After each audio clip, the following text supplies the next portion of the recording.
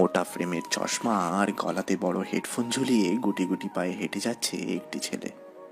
কোনো দিকেই তার কোনো নজর নেই, কেবল ডান হাতে ধরা রসকসহীন অমিষ্টি রসায়ন বইটি মিলে বিড়বিড় করে পড়তে পড়তে যাচ্ছে ছেলেটি। মাঝে মাঝে সামনে তাকিয়ে সে রাস্তাটা দেখে নিচ্ছে।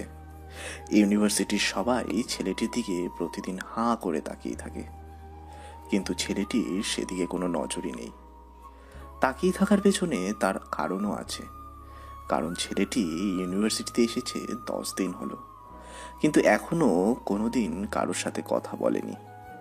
কেউ তাকে ক্লাস টিচারদের ছাড়া অন্য কোনো ব্যক্তির সাথে কথা বলতেও দেখেনি। কেবল কথা বলা তো অনেক দূরের কথা, ছেলেটি সবসময় একাই থাকে, কারোর দিকে মুখ উঁচু করে তাকায় না, এমনকি মেয়েদের দিকে তো মোটেই তাকায় না। তাই ইউনিভার্সিটির ছেলেদের থেকে মেয়েরাই ছেলেটিকে বেশি এলিয়ানের দৃষ্টিতেই দেখে। ছেলেটির নাম নিলয়। বেশ চুপচাপ থাকে। ক্লাস শুরু হওয়ার মাত্র 3 মিনিট আগে ক্লাসে প্রবেশ করে সে। একদম সবার শেষ দিকের বেঞ্চে গিয়ে চুপচাপ বসে থাকবে, আবার ক্লাস শেষ হলে সবার শেষে বেরোবে সে। যেদিন ক্লাস থাকে না সেদিন ক্যাম্পাসের বকুল আর কদম ফুলের গোল চত্বরে বসে গিটার নিয়ে টুংটুং শব্দ করে গান গাইতে থাকে। এরকম স্বভাবের কারণে নিলয়কে সবাই এক নামেই চিনে ফেলেছে। নিলয় বইটি পড়তে পড়তে এগিয়ে যাচ্ছে। হঠাৎ সে শুনতে পেল, এই বই পোকা, নীল টি শার্ট পরা মিস্টার নিলয়, এদিকে শোনেন। নিলয় ধপ করে দাঁড়িয়ে যায়। বাম পাশে তাকিয়ে দেখে 4 জন মেয়ে আর 3টে ছেলে বসে আছে, আর তাকে ডেকেছে তাদের মধ্যেই কোনো একজন মেয়ে। নিলয় গুটি গুটি পায়ে সেদিকে যায়। সেখানে যেতেই একটি মেয়ে বলে, ওই ছেলে, সমস্যা কি তোমার? আমাকে না দেখে চলে যাও রোজ। নিলয় বোকা দৃষ্টিতে মেয়েটির দিকে তাকালো, তারপর অকারণীয় একটি হাসি দিয়ে চলে যেতে লাগলো। যখন সে পা বাড়ালো তখনই আর একটা মেয়ে বলল, আরে আজব ছেলে তো মশাই, তুমি আমাদের না দেখেই এভাবে চলে যাবে? জানো আমরা দিনে কটা করে ছেলেদের প্রপোজ পাই? দিনে কতগুলো ছেলে আমাদের দিকে হা হয়ে তাকিয়ে থাকে? কতগুলো ছেলে আমাদের পেছনে ঘোরে জানো তুমি? কতগুলো ছেলে কেবল আমাদের সাথেই কথা বলার জন্য সারাদিন পড়ে থাকে, তা জানো তুমি? নিলয় আবারও মুচকি হাসল। তবে এবার মেয়েগুলো বেশ রাগী দৃষ্টিতেই তাকালো নিলয়ের দিকে। সবাই বেশ বিরক্ত, কিন্তু ওরা যা বলেছে সবটাই সত্য। ইউনিভার্সিটির এরাই সবচাইতে বেশি সৌন্দর্যের অধিকারী। সব ছেলে মেয়ে এই কয়েকজনের সাথেই কথা বলবার জন্য পাগল হয়ে থাকে।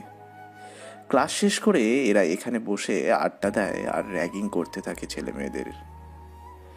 নিলয় সবার দিকে একবার তাকিয়ে বলল, এরকম শাকচুনিদের সাথে আমি কথা বলি না। কি? নিলয় একটু জোরে হেঁটেই ওদের থেকে দূরে চলে আসে। বেশ খানিকটা দূরে এসে দেখে মেয়েগুলো তখনও তার দিকে তাকিয়ে আছে। মেয়েগুলো বেশ অবাক চোখেই তাকায় নিলয়ের দিকে। নিলয় সোজা গিয়ে কদম গাছের গোল চত্বরে গিয়ে বসে। সেখান থেকে ইউনিভার্সিটির ক্যাম্পাসে লাগোয়া কাঠগোলাপ ফুলগুলো দেখতে থাকে। কি সুন্দর এই কাঠগোলাপগুলো, সাদা হলুদ গোলাপি রং মিশ্রিত এই ফুল। আমার খুব ইচ্ছে করে কেন এর নাম কাঠগোলাপ হয়েছে। নানা দেশে তাকে নানাভাবে ডাকে, কিন্তু বাংলাদেশে তাকে কত সহজভাবে ডাকে মানুষ তাকে। নিলয় সেখান থেকে উঠে ক্লাসের দিকে এগোতে থাকে। হঠাৎ হুড়মুড় করে কে যেন এসে নিলয়কে ধাক্কা দেয়। নিলয়ের সাথে ধাক্কা লেগে ছেলেটি পড়ে যায় মাটিতে। তখনই ছেলেটা বলে, ভাইয়া আমাকে বাঁচাও প্লিজ, ওরা আমাকে মেরে ফেলবে। নিলয় সামনে তাকিয়ে দেখে 4 জন লোক ওই ছেলেটাকে মারতে আসছে। নিলয় মুচকি হাসল। ততক্ষণে পড়ে থাকা ছেলেটি নিলয়ের পেছনে এসে দাঁড়ায়। নিলয়ের হাসি দেখে 4 জন লোক বলে, ওই ও কি কোনো গ্যাংস্টার নাকি যে তোকে আমাদের থেকে বাঁচাবে? আমি হলাম নাফিজ, রফিক ভাইয়ের লোক। তুই যা এখান থেকে, আমরা কিন্তু রফিক ভাইয়ের গ্যাংয়ের লোক। চুপচাপ ওকে রেখে চলে যা। নিলয় আবারও মুচকি হাসল। মুচকি হাসার পেছনে অবশ্যই এবার একটা প্রাবর্তনিক কারণও আছে। কারণটা হলো এই রফিক ভাই নিলয়কে বেশ ভালো করেই চেনে। এখানে আসার আগে রফিক ভাইকে সে সব জানিয়েছে, কিন্তু রফিক ভাই এটা জানে না যে নিলয় কেন এখানে এসেছে। নিলয় কিচ্ছু বলল না, কেবল ডান পকেটে থাকা নোকিয়া C1 মডেলের একটি ফোন, পেছনে দাঁড়িয়ে থাকা ছেলেটি এক আধুনিক যুগে এমন ফোন মানুষ ব্যবহার করে দেখে একটু অবাক হলো। নিলয় হাতে রাখা ফোনে কি যেন টাইপ করলো কিছু সময় ধরে, তারপরই নাফিসের ফোন বেজে উঠল। নাফিস ফোন ধরতেই বড় বড় চোখে নিলয়ের দিকে কিছুক্ষণ তাকিয়ে ফোনটা কেটে দেয়, তারপর চোখ নামিয়ে বলে, আজ রফিক ভাইয়ের জন্য বেঁচে গেল ছেলেটি, কিন্তু রফিক ভাই জানলো কি করে ওকে মারতে এসেছি? যা শালা, তুই বেঁচে গেলি। নাফিস চলে আসার আগে একবার নিলয়ের দিকে তাকালো। নিলয়ের গোল গোল ইনোসেন্ট চাহনি যেন অনেক কিছু বলে চলেছে। যখন নাফিস চলে আসবে তখন নিলয় কড়া গলাতে বলল, এই শোন, গ্যাং নিয়ে যে আসে সে গ্যাংস্টার, আর যে একা আসে সে হলো রক স্টার। কথাটি বলেই নিলয় মুচকি হেসে চলে আসে তাদের থেকে। নাফিসের লোক হাঁ হয়ে নিলয়ের চলে যাওয়ার দিকে তাকিয়ে থাকে। এতক্ষণে বুঝে গিয়েছে তারা রফিক ভাই কিভাবে জানলো। আসলে নিলয় ফোন বের করে রফিক ভাইকে ছোট্ট একটা মেসেজ দিয়েছিল। সেখানে লেখা ছিল, তোমার লোক নাফিস আমার সামনে ঝামেলা করছে। নিলয়ের পেছনে দাঁড়িয়ে থাকা ছেলেটির নাম শোভন।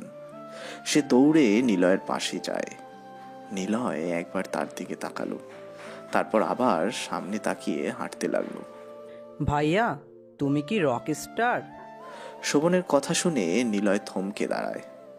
নিলয় একটু বড় চোখেই ওর দিকে তাকিয়ে থাকে। এমন প্রশ্ন সে কেন করবে? সাদাসিধে মানুষ নিলয়, তাকে দেখে কি রকস্টার মনে হয়?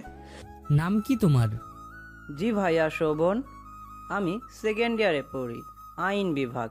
তুমি আমার সিনিয়র, দেখেই বোঝা যাচ্ছে। আমি নতুন এসেছি ভাইয়া, বললে না তো তুমি কি রক স্টার? নিলয় আবারও চুপ হয়ে যায়। বেশি কথা বলা লোক তার পছন্দ না, কিন্তু নিলয় জানে যারা বেশি কথা বলে তারা অনেক ভালো মনের মানুষ হয়। নিলয় ওর দিকে তাকিয়ে বলল, আমাকে কি দেখে তোমার রকস্টার মনে হয়? তোমার চোখ, তোমার মুখের এক্সপ্রেশন, তোমার হাঁটা, তোমার চুল, তোমার অ্যাটিটিউড, কিন্তু কিছু একটা রহস্যের মাঝে আটকে আছে। আর তুমি যখন ওদের বলেছিলে যে গ্যাং নিয়ে আসে সে গ্যাংস্টার, কিন্তু যে একা আসে সে কেবল রকস্টার। তাই ভাবলাম যে তুমি কোনো রক স্টার কিনা। নিলয় মুচকি হাসলো। এই হাসির মাঝে কোনো কারণ নেই, তবে এটা ভেবে সে হাসছে যে ছেলেটা আসলেই আইনি ব্যাপারে ভালোই পারদর্শী, ঠিকই তাকে চিনে ফেলা যাচ্ছে। নিলয় প্রসঙ্গটি পাল্টে প্রশ্ন করল, আমি আবির, অনার্স 4th ইয়ারে পড়ি, বাংলা বিভাগ। তা তোমাকে কেন মারছিল? আর বলো না ভাইয়া, সে এক লম্বা ঘটনা। এই ভার্সিটির মেয়ে লিডার আছে না, ওই যে নিশি, ওর সাথে থাকে একটি মেয়ে নাম রাহি। তাকে না আমার খুব ভালো লাগে। তাকে একদিন বলেছিলাম, আমায় ভেবে পূর্ণিমা রাতের ছাদে এসে চাঁদসহ আকাশ দেখো, যদি খুব কি ক্ষতি হবে? ব্যাস, তারপর থেকেই এই মেয়েরা আমার পিছনে পড়ে আছে। কারণ মেয়েটা এই শহরের প্রভাবশালী এক নেতার মেয়ে, তাই। নিলয় আর কিচ্ছু বলে না। হাঁটতে হাঁটতে শোভনের বিভাগের সামনে চলে আসে। যাও ক্লাসে, তোমার বিভাগ চলে এসেছে। তুমি বেশ বুদ্ধিমান ভাইয়া। রকস্টার কিনা আমি তবে জেনেই ছাড়বো। নিলয় বেস্ট অফ লাক বলে চলে আসে। নিলয় ভাবতে থাকে, সে কি আসলেই রকস্টার? তাকে দেখে কি মাস্তানি মনে হয়? কি জানি। ইউনিভার্সিটিতে ঢুকতেই নিলয় অনেকটা অবাক হয়ে চারিদিক দেখতে থাকে, কারণ ইউনিভার্সিটিতে আজ কয়েকটা পুলিশ এসেছে। নিলয়ের বুকটা ধক করে উঠল। তবে কি তাকে কেউ এখানকার চিনতে পেরে গেল? কিন্তু কিভাবে সম্ভব এটা?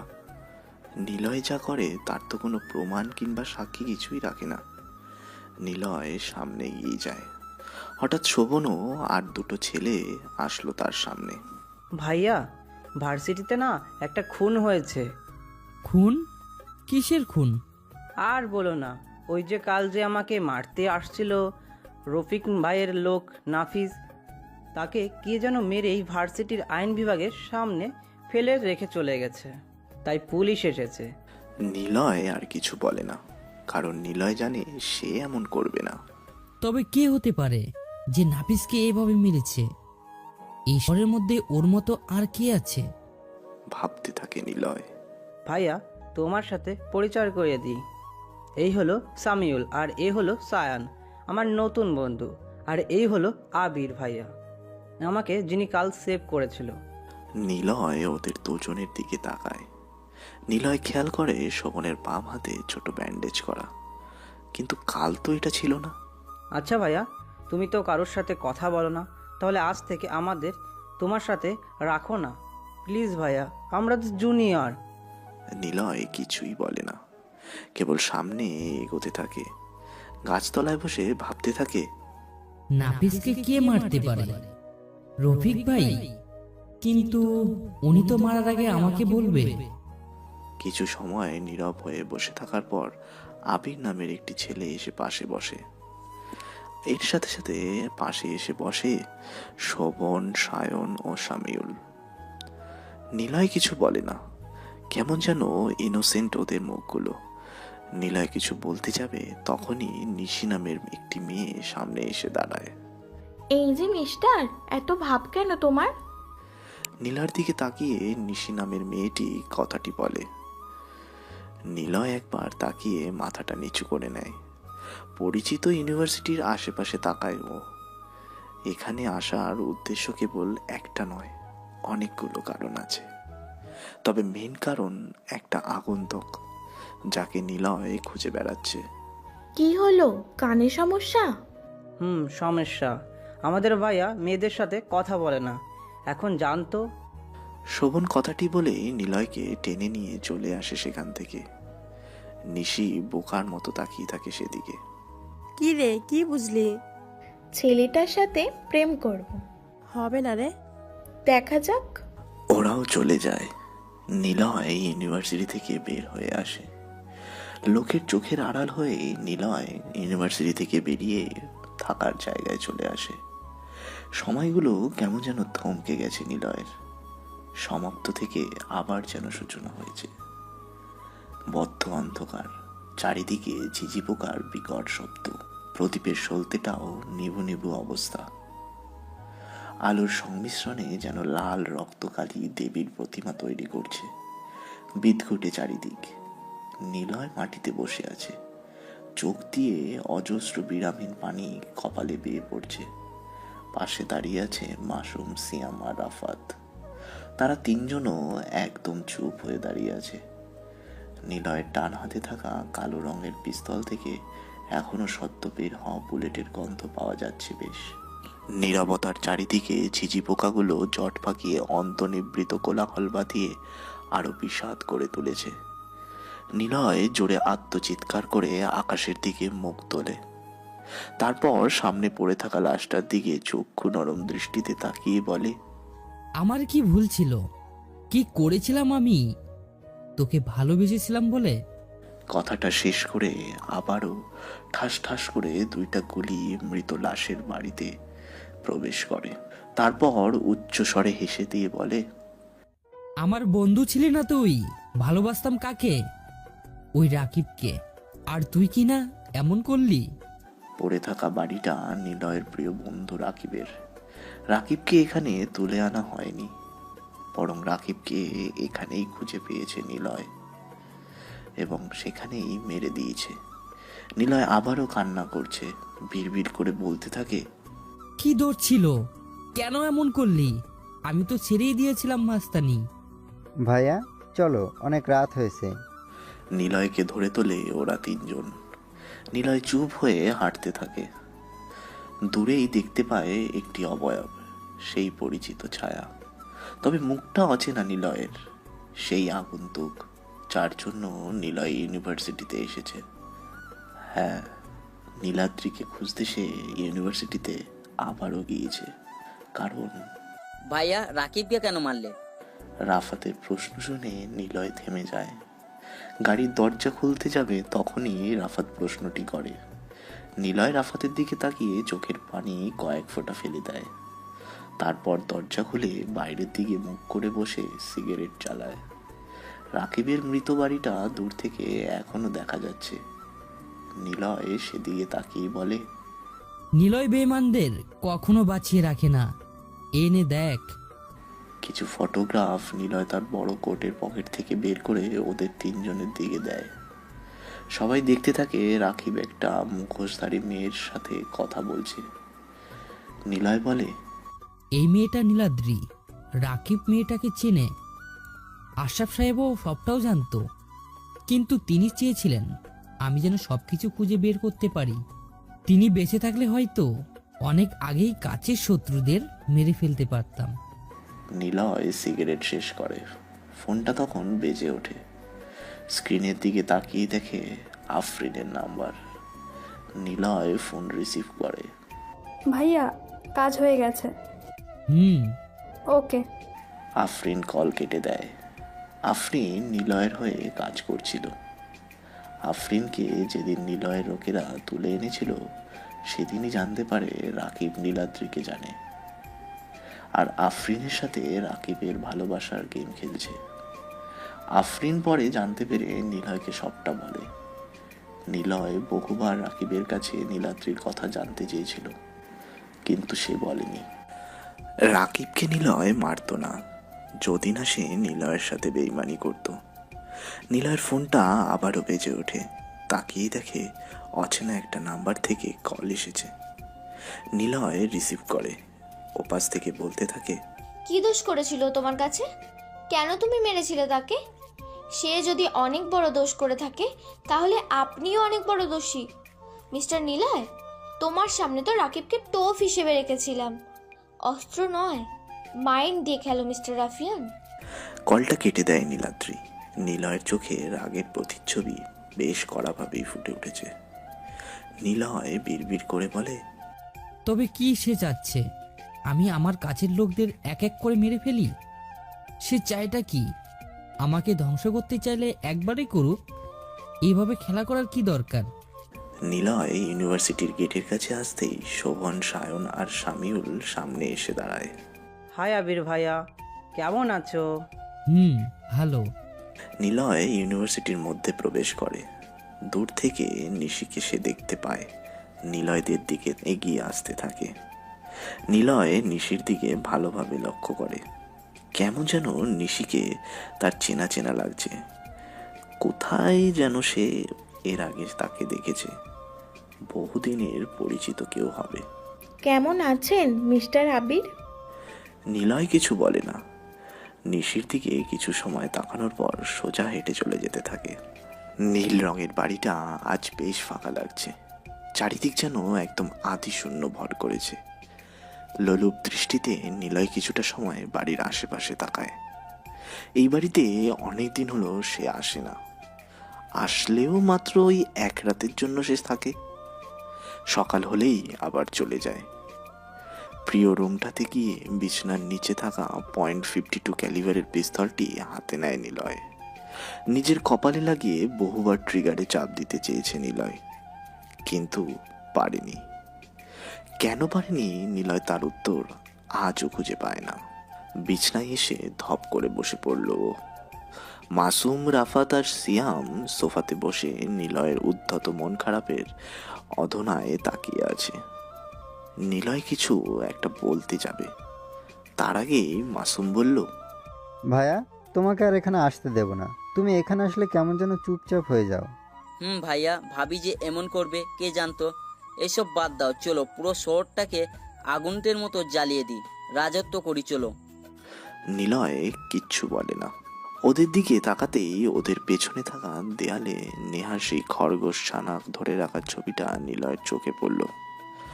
চোখের পলককে বাধাগ্রস্ত করে কিছুক্ষণ তাকিয়ে থাকে সে। তাকিয়ে থেকে বলে উঠল, এখানে আসলে কেমন যেন হালকা লাগে। না লাগে না, এখানে আসলে তুমি নেহা ভাবির কথা খুব করে মনে করো। ওর সাথে কাটানোর সময়গুলো তোমাকে দুমড়ে মুচড়ে শেষ করে দেয়। প্লিজ আর আসবে না, যা হয়েছে সেটা না হয় বাদ দাও। মাসুমের কথা শুনে নিলয় হাসে।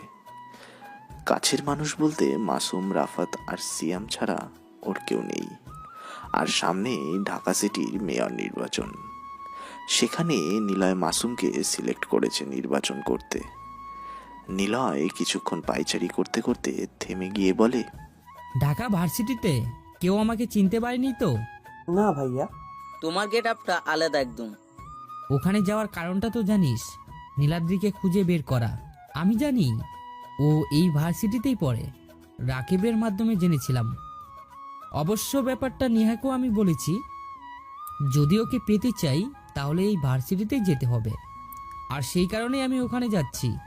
কিন্তু রফিক ভাইয়ের জন্য মনে হয় ঝামেলা বাঁধতে পারে। নিলয় কিছুক্ষণ থামলো। এই ঘরটাতে অনেকগুলো নেহার ছবি লাগানো আছে। সবগুলো এক এক করে দেখতে লাগলো। ওর হাসি মিশ্রিত ছবি কি অবলা লাগছে তাকে। কিন্তু কে জানতো এই মিষ্টি হাসির পেছনে লুকিয়ে থাকবে এমন একজন। নিলয় মুচকি হাসলো। সবাই ওর হাসির দিকে তাকিয়ে আছে।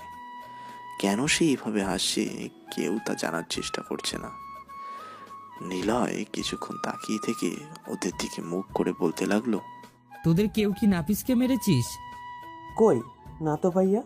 আমাদের গ্যাংয়ের মধ্যে একটু বেপরোয়া হলো রুদ্র। তোমার অপমানও একদম সহ্য করতে পারে না, কিন্তু সেও বলেছে নাফিসকে মারেনি। তাহলে কে আছে?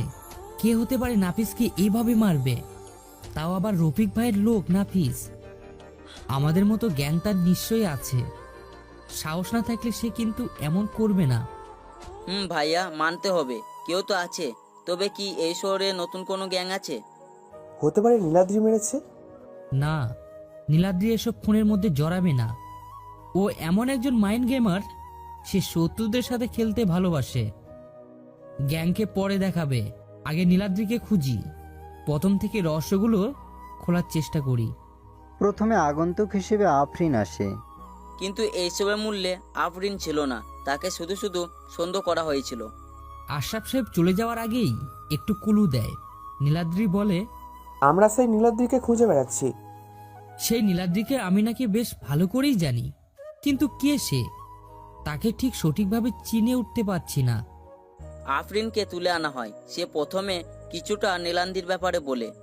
আরে নীলাদ্রি এমন একজন যারা আমাদের শত্রু তাদেরকেই সহজভাবে খুঁজে দিচ্ছে, এবং সে ইনডাইরেক্টলি বলতে চাচ্ছে তাকে যেন মারা হয়। আর আমরা শত্রুদের ধরে মেরেও ফেলছি, রাকিব ভাইকেও মেরে ফেলেছি। নিয়ার সাথে বিয়ের পার্টিতে মাহি নামে একটা মেয়ের সাথে পরিচিত হয়।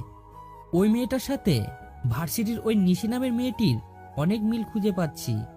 আচ্ছা ভাইয়া, নিয়া ভাবি তো সবই জানতো, তাহলে কেন আমাদের বলেনি? আর কেনই বা এমন করলো? বাদ দে এখন। নেহা ভাবি বলেছিল নীলাদ্রিকে পেতে হলে ভার্সিটিতে যেতে হবে, তার মানে নীলাদ্রি ওই ভার্সিটিতেই আছে। গোয়েন্দার মতো নিলয় পেছনে হাত দিয়ে কয়েকবার পায়চারি করলো। মাসুমের দিকে তাকিয়ে বলল, কাল থেকে তোরা খোঁজ নিবি নাফিসকে কে মেরেছে, আর আমি খোঁজ নিব নীলাদ্রির। আচ্ছা, তবে তুমি সাবধানে থাকবে। নীলাদ্রি হয়তো জানে না তুমি ভার্সিটিতে আসো। নিলয় গুটি গুটি পায়ে হেঁটে ইউনিভার্সিটিতে প্রবেশ করে। নিশি নামের মেয়েটি সামনে এসে দাঁড়ায়। নিলয় চোখ তুলে খানিকটা তাকিয়ে পাশ কাটিয়ে চলে যায়। এমন সময় নিশি বলে ওঠে। নিলয় দাঁড়িয়ে যায়। নিশির দিকে তাকিয়ে মুচকি এক হাসি দেয়। নিলয় কিছু বলতে যাবে, তখনই সে দেখতে পায় একটা জিপে করে কয়েকজন ছেলে আর একজন বাইকে করে ইউনিভার্সিটিতে প্রবেশ করছে। ইউনিভার্সিটির সবাই বলতে গেলে সব ছেলে ওদেরকে দেখে ক্লাসের দিকে দৌড়ে চলে যেতে লাগলো। নিলয় কিছুটা সময় অপরিচিত লোকগুলোর দিকে তাকিয়ে রইল। হারামিগুলো আবার আসছে। নিশির দিকে তাকায় নিলয়। নিশির মুখ থেকে এমন কথা শুনে খানিকটা অবাক হয়। তার মানে এরা ইউনিভার্সিটির পরিচিত লোক, কিন্তু তাদেরকে এভাবে কেন বলা হচ্ছে নিলয় তা জানে না। নিলয় নিশির সামনে থেকে চলে আসে কয়েক ধাপ। তখনই বাইকে বসা ছেলেটি নিশির চারপাশ ঘুরে চক্কর মারতে থাকে। নিলয় ঘুরে তাকায়। আরিফ নামের ছেলেটি বাইক থেকে নেমে আসে। জিপটাও থেমে যায়। আরিফ বাইক থেকে নেমে একটা সিগারেট চালায়, তারপর নিশির দিকে তাকিয়ে বলে, আমাকে কি বলেছিলি মনে আছে তোর? আরিফ আর নিশি সেম ক্লাস, কিন্তু আরিফ হচ্ছে এই ঢাকা শহরের সবচাইতে পরিচিত একটি মুখ। কারণ আরিফ একসাথে রাজনীতি করে, আবার বেশ উচ্চপদস্থ মাস্তানও বটে। নিশিকে সে ভালোবাসতে চায়, কিন্তু নিশি তার কোনো সুযোগই দেয় না। এর কারণ আরিফ জামা কাপড়ের মতো মেয়ে বদল করে। আরিফ আবারও বলে, তুই না বলেছিলি তোকে ভালোবাসি বললে এর ফল ভালো হবে না? তাহলে শোন, আমি তোকে ভালোবাসি আর তোকে তুলে নিয়ে যেতে চাই। তোর বাপ নয়ন চৌধুরী আর তোর ভাই শরীফ চৌধুরী না আমার কিচ্ছু করতে পারবে না। নিলয় বোকার মতো তাকিয়ে থাকে।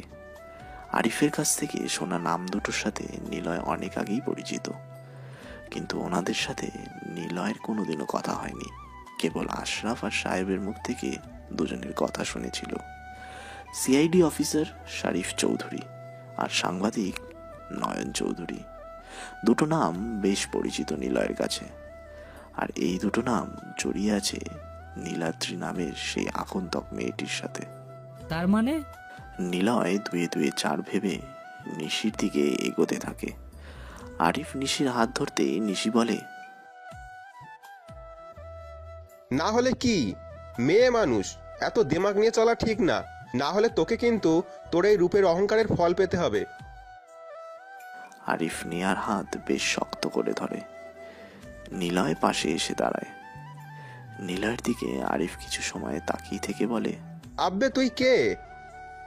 কি হলো, কথা বলিস না কেন? বোবা নাকি? ও, মেয়েটার জন্য দরদ জমেছে নাকি? ওই জিশান, দেখো নায়ক আসছে, শালাটাকে বানা, আমি ওরে দেখছি। জিপ থেকে ছেলেগুলো নামতেই সবাই শুনতে পায় একটি হুইসেল। গেটের দিকে তাকিয়ে দেখে দুটো জিপে করে 17-18 জন পুলিশ ইউনিভার্সিটিতে প্রবেশ করেছে। আরিফ নিশির হাত ছেড়ে দেয়। জিসানও থেমে যায়। আরিফ নিশি আর নিলয়ের দিকে রাগি চোখে তাকিয়ে থাকে কয়েক মিনিট। পুলিশগুলো চলে এসে ওদের ঘিরে ধরে। আরিফের দিকে তাকিয়ে নিশি বলে, তোকে তো আমি পরে। সবাই ইউনিভার্সিটির গেটের দিকে তাকায়। কালো রঙের একটা বড় গাড়ি ইউনিভার্সিটির মেন গেট ক্রস করে নিলয়দের দিকে এগিয়ে আসছে।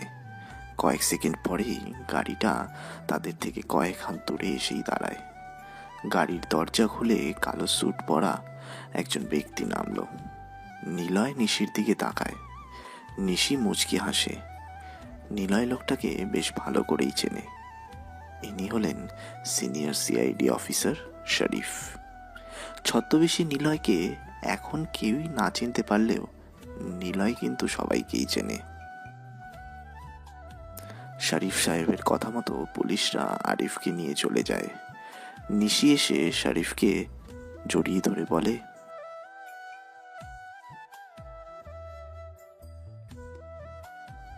নিলয় এতক্ষণ হাবার মতো সেখানেই দাঁড়িয়েছিল, তাই শরীফ সাহেব নিলয়ের দিকে তাকিয়ে কথাটি বলল।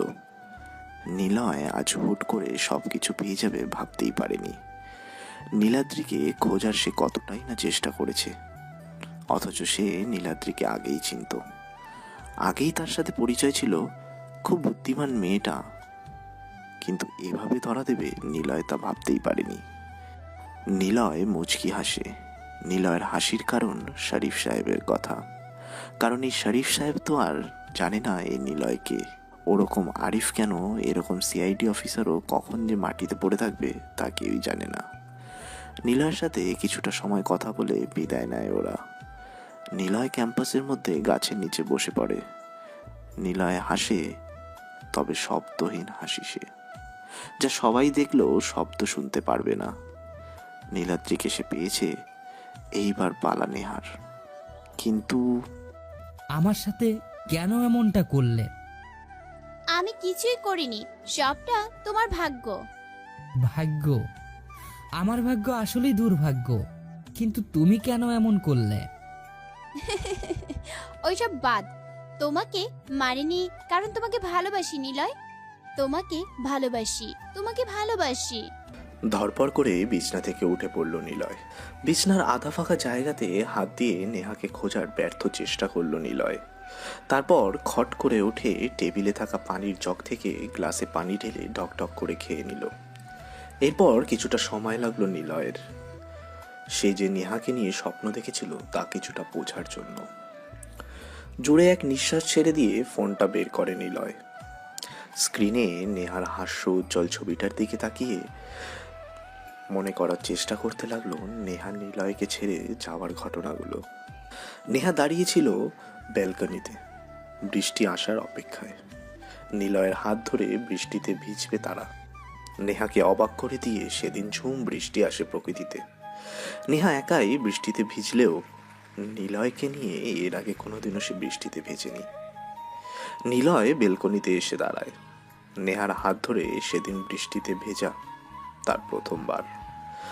অনেকটা সময় বৃষ্টির পানিতে গা ভাসিয়ে ভালোবাসার স্মৃতি বিস্তরণ করে। সারাদিনের বৃষ্টিতে ভালোবাসা বিলাসের পর ফিরে আসে বাড়িতে। সেদিন রাতটা ছিল নিলয়ের জন্য একটা স্বপ্নের রাত। নিলয় খুব কাছাকাছি আসে নেহার। সেদিন রাতে নিলয় যেন বেশ আরামেই ঘুমিয়ে থাকে। ভোর রাতের দিকে হঠাৎ নিলয় শুনতে পায় মাইকের শব্দ। আড়ামোড়া ভেঙে চোখ মেলতেই সামনের দেওয়ালে থাকা ঘড়িটার দিকে চোখ যায় নিলয়ের। তখন রাত 4টে বাজে। সারা রাত ভালোবাসা মিশ্রিত দুজন মানুষ গল্প করে খানিকটা আগেই ঘুমিয়েছিল। নিলয়ের চোখে তখনও ঘুমের রেশ লেগে রয়েছে। নিলয় আবারও শুনতে পায় হ্যান্ড মাইকের শব্দ। কেউ যেন বিকট শব্দে বলছে, নিলয়, পালানোর চেষ্টা করো না, পুলিশ তোমাকে সব দিক থেকে ঘিরে রেখেছে। জলদি বাইরে এসো, আত্মসমর্পণ করো। নিলয় বেশ কিছু সময় অবাক হয়ে চারপাশটা ভালো করে দেখতে থাকে। এক মুহূর্তের জন্য নিলয় ভেবে নিয়েছে সে কোনো নতুন জায়গাতে তো এসে পড়েনি। চেনা জায়গাটাও কেমন যেন তার কাছে অচেনা লাগতে শুরু করেছে। বিছানা ছেড়ে জানলার দিকে যায় নিলয়। জানলার কালো পর্দা হালকা তুলে তাকিয়ে দেখে বাড়ির সামনে অনেক পুলিশ দাঁড়িয়ে রয়েছে। কিছু সময় বোবা হয়ে দাঁড়িয়ে থাকে নিলয়। নিজেই মনে মনে বলে ওঠে, আমার বিরুদ্ধে তবে কি নীলাদ্রি সব প্রকাশ করে দিল? কিন্তু এভাবে সে প্রকাশ করবে ভাবতেই পারিনি। নিয়াকে এখনই সরিয়ে ফেলতে হবে। কথাগুলো ভাবতে ভাবতে নিলয় বিছনার দিকে তাকায়। এতক্ষণ নেহা সেখানেই ঘুমাচ্ছিল, কিন্তু নিলয় দেখে সেখানে কেউ নেই। নিলয় কোনো কথাই বলে না। বিছনায় থাকা বালিশের পাশে ফোনটা হাতে নিয়ে মাসুমকে কল দেয়, কিন্তু ফোনটা বেজেই চলছে। তবুও কেউ রিসিভ করে না। একে একে রাফাত, সিয়াম সবাইকে কল দেয় নিলয়, কিন্তু কেউই রিসিভ করে না। নিলয় যেন কথামৃত চাহিনী দিয়ে আবারও জানলার কাছে যেয়ে দেখতে থাকে। আবারও শুনতে পায়, নিলয়, জলদি আত্মসমর্পণ করো। নিলয় বিছনার কাছে এসে পিস্তলটি বের করে। তখনই শুনতে পায় দরজায় কড়া নাড়ার শব্দ, ঠক ঠক ঠক ঠক। নিলয় চমকে যায়। হাতে পিস্তলটা সেট করে একবার ভাবলো দরজার সামনে কোনো পুলিশকে ধরে মাথায় পিস্তল ঠেকিয়ে ব্ল্যাকমেল করে এখান থেকে সে বের হয়ে যাবে। আবার ভাবলো যদি তারা সবাই দরজা খোলার সাথে সাথে গুলি করে। নিলয় কিছুক্ষণ পিস্তল হাতে দাঁড়িয়ে থাকে। ঘড়িটার দিকে চোখ যায়। শান্ত মস্তিষ্কের মানুষটা কেমন যেন অশান্তভাবে রুমের মধ্যে পাইচারি করছে। ঘড়িতে তখন 5টা বেজে গেছে। একদম ফাঁকা ভোর। নিলয় ধীর পায়ে এগিয়ে গিয়ে দরজার কাছে দাঁড়ায়। আস্তে আস্তে দরজা খুলতেই দেখে 4 জন পুলিশ পিস্তল নিয়ে নিলয়ের দিকে তাক করে দাঁড়িয়ে আছে, বেশ খানিকটা দূরেই যদিও। নিলয় পিস্তলের ট্রিগারে চাপ দিতে যাবে, তখনই পেছন থেকে কেউ নিলয়ের মাথায় পিস্তল ঠেকিয়ে দাঁড়ায়। নিলয় ঘুরতে যাবে, তখনই 4 জন পুলিশ এসে নিলয়ের হাত থেকে পিস্তল নিয়ে নেয়। তারপর সেই 4 জন পুলিশ স্যালুট করে দাঁড়িয়ে থাকে সেখানেই। নিলয় সামনে তাকিয়ে হাবার মতো এইসব দেখতে থাকে। পেছন থেকে পিস্তলটা নামিয়ে নেয় কেউ একজন। নিলয় সেদিকে ঘুরে তাকায়। পেছনে তাকাতে নিলয়ের যেন সবকিছু এলোমেলো হয়ে যায়। যাকে সে এইভাবে কোনোদিনও কল্পনাও করেনি, সে আজ নিলয়ের সামনে দাঁড়িয়ে আছে, তবে নতুন এক রূপে। গায়ে শার্ট আর প্যান্ট পরা, চুলগুলো বেশ গুছিয়ে বাঁধা। নিলয় এবার আস্তে আস্তে করে ডাক দেয়, নিহা। নেহা মুচকি হেসে ওঠে। তারপর নিলয়ের দিকে তাকিয়ে বলে, নিলয় ঠিক কি বলবে খুঁজে পাচ্ছে না। পায়ের তলা থেকে যেন মাটি সরে গেছে। নিলয়ের মাথাটা কেমন যেন ঝিমঝিম করছে, সারা শরীর কেমন যেন কেঁপে উঠল ওর। গায়ের লোমগুলো অজান্তেই দাঁড়িয়ে গেছে। বারবার নিলয়ের মাথায় একটাই প্রশ্ন ঘুরতে লাগলো, কেন এমন করলে? কেন তাহলে ভালোবাসার নামক প্রজাপতিকে নিয়ে খেলা করলে? কেন এতটা নাটক করলে? নিলয় প্রশ্নগুলো করে না। আসলে নিলয়ের গলা দিয়ে কথা বের হচ্ছে না। তবুও কেন জানি না, নেহা সেই প্রশ্নগুলোই ঠিকঠাক বুঝে নিয়ে বলতে লাগলো, জানি এখন হয়তো ভাবছো কেন এত কিছুর পর তোমাকে ধরলাম। আসলে নীলাদ্রি হলো আমার ইনফর্মার, আর ও তোমার এক সময়ের আত্মীয় ছিল। নিলয়ের চোখ বেয়ে কখন যে পানি গড়িয়ে পড়তে লাগলো, নিলয় তার টেরও পায়নি।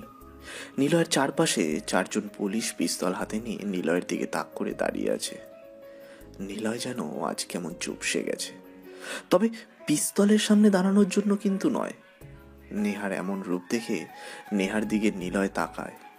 নেহা বলে, প্লিজ এখনই এত কান্নার দরকার নেই। আর Niloy, I mean the great mister ruffian, কাঁদলে কেমন যেন বেমানান লাগছে। তোমার চোখে কান্না নয়, হিংস্রতা মানায়, যা তোমাকে খুন করার সময় দেখা যায়।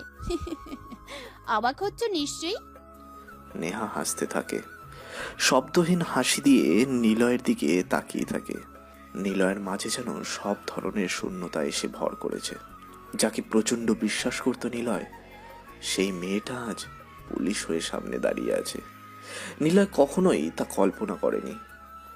নেহা আবার বলে, আমি সবটাই জানি, কেবল জানতাম না তোমার মাস্তানিতে আসার গল্পটা, জানতাম না তোমার মিমিকে মারার গল্পটা। তবে এইটা জানতাম তোমার সাথে মিমি জড়িয়ে আছে। ও ছিল আমার জুনিয়র অফিসার। আচ্ছা থাক, একটু পরেই সব খুলে বলি। এখন তোমার সাথে একটু প্রেম করা যাক, মিস্টার রাফিয়ান। নেহা কথাগুলো বলে আবার হাসতে থাকে। নিলয় পাটা যেন কেমন অস্থির হয়ে কাঁপাতে থাকে। ভয়ে নয়, কেমন যেন গুজবাম হয়ে সবটা এলোমেলো হয়ে যাচ্ছে। নীলা অনেক কিছু বলতেই চেয়েও কিছুই বের হচ্ছে না তার মুখ থেকে। আকস্মিক অবাক হয়ে নিলয়ের কথা যেন একদমই হারিয়ে গেছে। কেবল মনে মনে অনেক রকমের কথা সাজাতে থাকে নিলয়, কিন্তু উত্তেজনায় তার সবটা যেন বেখাপ্পা হয়ে যাচ্ছে বারবার। কেশর গচ্ছিত সিংহকে যেন লড়াইয়ে হারানোর পর সবাই মিলে জোর করে কেটে নেওয়া হয়েছে তার গর্বের কেশর। সে না পারছে তার জাতির সাথে থাকতে, না পারছে এক হতে। নিলয়ের অবস্থাটাও ঠিক একই রকম। নেহার দিকে বিদঘুটে দৃষ্টিতে তাকায় নিলয়। যা কোনোদিন এমন করবে নিলয় তা ভাবতে পারেনি। কখনোই নেহার দিকে সে এমনভাবে তাকায়নি।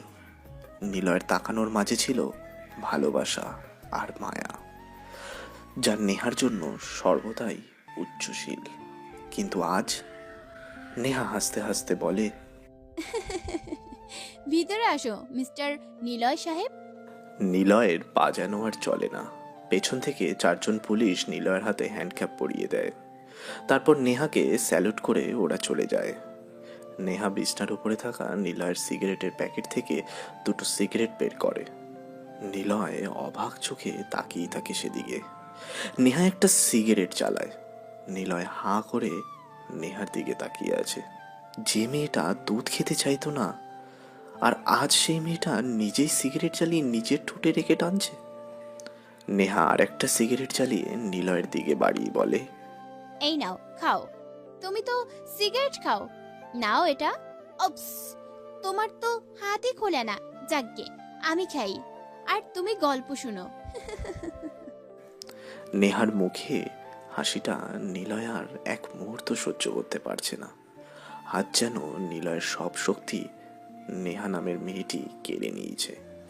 নেহা আবার বলে, প্রায় রাতেই দেখতাম তোমাকে কালো কোট পরে বাইরে যেতে, তোমার কাছে থাকতো পিস্তল, আর আমি তখনই নীলাদ্রিকে বলতাম খোঁজ নিতে। সেই বলতো তুমি কখন কাকে কিভাবে মার্ডার করতে। যখন তুমি বাড়িতে আসতে তখনও জেগে থাকতাম আমি। তোমার প্রতিটা পদক্ষেপ আমার চেনা। তুমি লুকিয়ে পিস্তল রাখতে পারো, আর আমি কেন পারবো না পরিচয় লুকিয়ে রাখতে? তোমার বাড়িতে বসেই সব কিছু জানতাম আমি। তোমার ব্যাপারে উপর লেভেলে যেভাবে আমাকে বলা হয়েছিল, তোমাকে দেখার পর মনে হয়েছিল আসলে তুমি ঠিক ওরকম না। ভয়ঙ্কর একজন মানুষ হিসেবে তোমাকে জানতাম, কিন্তু তোমাকে দেখে প্রথমেই ভেবেছিলাম you are a chocolate boy, but তুমি সেরকম নও। তোমাকে অনেক পুলিশ আগেই ধরতে, কিন্তু তোমাকে প্রমাণের অভাবে ধরতে পারতো না। তবে আজ প্রমাণ আছে, সাক্ষী আছে। জানো সে কে? সে হলো নীলাদ্রি। তোমার ক্রাইমের সব প্রমাণ ওর কাছে আছে, আর ও আজই আমাকে সব দেবে। তাই আর দেরি করলাম না, তোমাকে ধরেই নিলাম। নিলয় হাসতে থাকে। চারিপাশে সকালের আলো উদীয়মান হয়ে নিজের অস্তিত্ব জানান দিচ্ছে। নিলয়ের হাসির দিকে নেহা তাকিয়ে একটু অবাকই হয়। এমন অবস্থায় কেউ হাসতে পারে, নেহার তা জানা ছিল না। নিলয় বলে, আমাকে মেরে ফেলো। কেন? আমি বেঈমানদের বাঁচিয়ে রাখি না। আগে তুমি বের হও। বের তো হবই, তার আগে জানতে চাই সবটুকু। কেন এমন করলে? নেহা উঠে পাইচারি করে কয়েকবার। নিলয়ের সাথে তার পরিচিত বেশ কদিনের, কিন্তু নিলয়ের এই হাসির সাথে নেহা একদমই পরিচিত নয়। নেহা একদিনে জেনেই নিয়েছে নিলয় কারণ ছাড়া হাসে না। তাই নিজেকে সংযত রেখে পকেট থেকে ফোন বের করে নীলাদ্রিকে কল দেয়। নীলাদ্রির সাথে কথা বলে কনফার্ম হয়ে নেয়, তারপর শান্তভাবে বসে। নেহা বলে, সবটাই বলবো তোমাকে। তোমার সাথে তো কথাও হবে না, আর তাই সবকিছু গোপন রেখে কি লাভ? তাহলে বলেই ফেলি। অবশ্য স্যারকে বলেছিলাম তোমাকে দুপুরে নিয়ে যাব, হাতে অনেকটা সময় আছে। কিছুক্ষণ না হয় তোমার সাথে গল্প করে কাটিয়ে দিয়েই। শোনো তাহলে। নেহার দিকে তাকিয়ে থাকে নিলয় তার ভালোবাসা নামক অধরা দৃষ্টিতে। নিলয় চাইলেও নেহাকে এখনো ঘৃণা দৃষ্টিতে দেখতে পাচ্ছে না, কিন্তু সামনে বসে থাকা মিষ্টি চেহারার মেয়েটিকে নিলয়ের দিকে নিলয়ের দিকে দিব্যি তাকিয়ে আছে রাগী দৃষ্টিতে। নেহা বলে, লাবিদ হাসান হচ্ছেন ক্রাইম ব্রাঞ্চের প্রধান অফিসার। যখন লাস্ট সেমিস্টারে আসি তখন খুব বেপরোয়াভাবে চলাফেরা করতাম। একদিন সন্ধ্যায় রাত হবে, আমি আর মিমি দুজনে নিজের ঘরে ফিরছিলাম। যখন বিশ্ববিদ্যালয়ের মেইন রাস্তা ক্রস করে কিছুটা ফাঁকা রাস্তায় আসি, তখন কারো চিৎকার শুনতে পাই। গুড়ি গুড়ি বৃষ্টি হচ্ছিল, তাই মানুষজন খুব একটা ছিল না বললেও চলে। যখন সেই চিৎকারের রহস্য উদ্ঘাটন করতে যাই, তখনই সেখানে যেয়ে দেখি ময়লার ড্রেনে কেউ পড়ে আছে। আমি আর মিমি খানিকটা অবাক হই। লোকটা বারবার মৃত চিৎকার বলছে। কেউ আছেন? আমাকে একটু সাহায্য করুন। লোকটাকে কোনোদিন দেখিনি আমরা, চিনিও না। গায়ে ছিল পুলিশের পোশাক, তাই প্রথমেই মনে করে নিয়েছিলাম পুলিশি ঝামেলাতে জড়ানোর কোনো দরকারই নেই। কিন্তু লোকটার আত্মচিৎকার আমাকে কেমন যেন ভাবিয়ে তোলে। ওনাকে ধরে নিয়ে হসপিটালে নিয়ে যায়। নেহা থেমে যায়। নিলয় বোকা চাহনি দিয়ে নেহার দিকে তাকিয়ে আছে। নিলয় জানে পরের গল্পটা, কারণ নাবিদকে নিলয়ের লোকই গুলি করেছিল। তার কারণ ছোট নয়, তার কারণ অনেকটা। নাবিদ হাসান নতুন জয়েন করেছিল ঢাকাতে, আর এসেই সব রকম ঝামেলা শুরু করে দেয়। প্রথমেই নাবিদ নিলয়ের গ্যাংয়ের সাথে ঝামেলাতে জড়িয়ে পড়ে। একসময় নিলয়ের লোক নাবিদকে গুলি করে রাস্তায় ফেলে আসে। নেহার দিকে তাকায় নিলয়। নেহা বলে, নিলয় হাসান কে তখন জানতাম না, ওনার মুখে শুনতাম তোমার কথা। তোমার লোকেরাই ওনাকে গুলি করে, তুমি নাকি কাউকে জেনে শুনে মারোই না, কিন্তু তোমার লোকেরা তা শোনে না। প্রতিদিন ওনার থেকে তোমার গল্প শুনতাম। এক সময় ওনার পরিবারের সাথে আমার পরিচয় হয়। বলতে গেলে ক্লাসের নাম করে আমি ওনাদের বাড়িতেই কাটাতাম সব সময়। উনি আমাকে মা বলেই ডাকতেন। একদিন উনি বেশ খুশি হয়েই এসে আমাকে বলে, নিলয়কে ধরা পুরো বাংলাদেশ পুলিশের কাজ নয়, কারণ সে খুব চালাক, চতুর আর খুব ভয়ঙ্কর। আমাদের আগে সে 2 লাইন বেশি ভেবে পথ চলে। ওর সাথে মাইন্ড গেম খেলা দরকার। তাই আমিও আমার টিম সিদ্ধান্ত নিয়েছি যে তুমি আর মিমি ক্রাইম ব্রাঞ্চে যোগ দাও। তোমাদের নিলয়কে ধরার মিশনে পাঠানো হবে। আর কেন হবে তা বলছি, কারণ নিলয় কখনো মেয়েদের সাথে খারাপ ব্যবহার করে না, আর মেয়েদের উপর রাগও দেখায় না। আর জানোই তো, নারীর কাছে সব পুরুষই বন্দী। সো প্লিজ নেহা, আমার কথা শোনো, সবটা তোমাকে বুঝিয়ে বলা হবে। নিলয় একটা আতঙ্ক। ওসব উচ্চ শ্রেণীর লোকদের ধরে নিয়ে গিয়ে মেরে দেয়। জানি সেই সমস্ত লোকদের সাথে নিলয় এমনি এমনি শত্রুতা করে না। সেই লোকগুলো ধোয়া তুলসী পাতাও নয়। তবু ওপরতলা থেকে চাপ আসছে। না তো নিলয়কে আমরা কোনোদিন ক্রাইম স্পটে দেখেছি, আর না কেউ তাকে মারতে দেখেছে। যে দেখেছে সে হয় কথা বলতে পারার অবস্থায় নেই, আর অথবা সে হয়তো দুনিয়ায় নেই। তাই প্লিজ আমার কথা শোনো, তোমাদের দিয়ে সবটাই হবে। ওনার কথা শুনে আমি আর মিমি অবাক হই। তারপর বহু রিকোয়েস্টের পরে আমরা দুজনে জয়েন করি। মিমিকে প্রথম তোমাকে ধরার জন্য পাঠানো হয়, আর আমাকে তখন নিয়োগ দেওয়া হয় তোমার উপরে একটা থিসিস তৈরি করতে। আর সেই সময় থেকে নীলাদ্রিকে আমি তোমার পিছনে লাগিয়ে দেই। সব কিছু ঠিকঠাক চলছিল। মজার ব্যাপার কি জানো, আমাকে শুধুমাত্র তোমাকে ধরার জন্যই রাখা হয়। সব ঠিকঠাক চলছিল, কিন্তু মিমি ভুলটাই করে বসে তোমার সামনে চটজলদি নিজেকে পরিচয় দিয়ে। খুব কাঁচা ছিল মেয়েটা। আর সে কি করলো, তোমাকে ধরার বদলে তোমাকে মেরেই ফেলেছিল প্রায়। আর তার উপর তোমার আহত বা নিহত বডি তখন খুঁজে পাচ্ছিলাম না।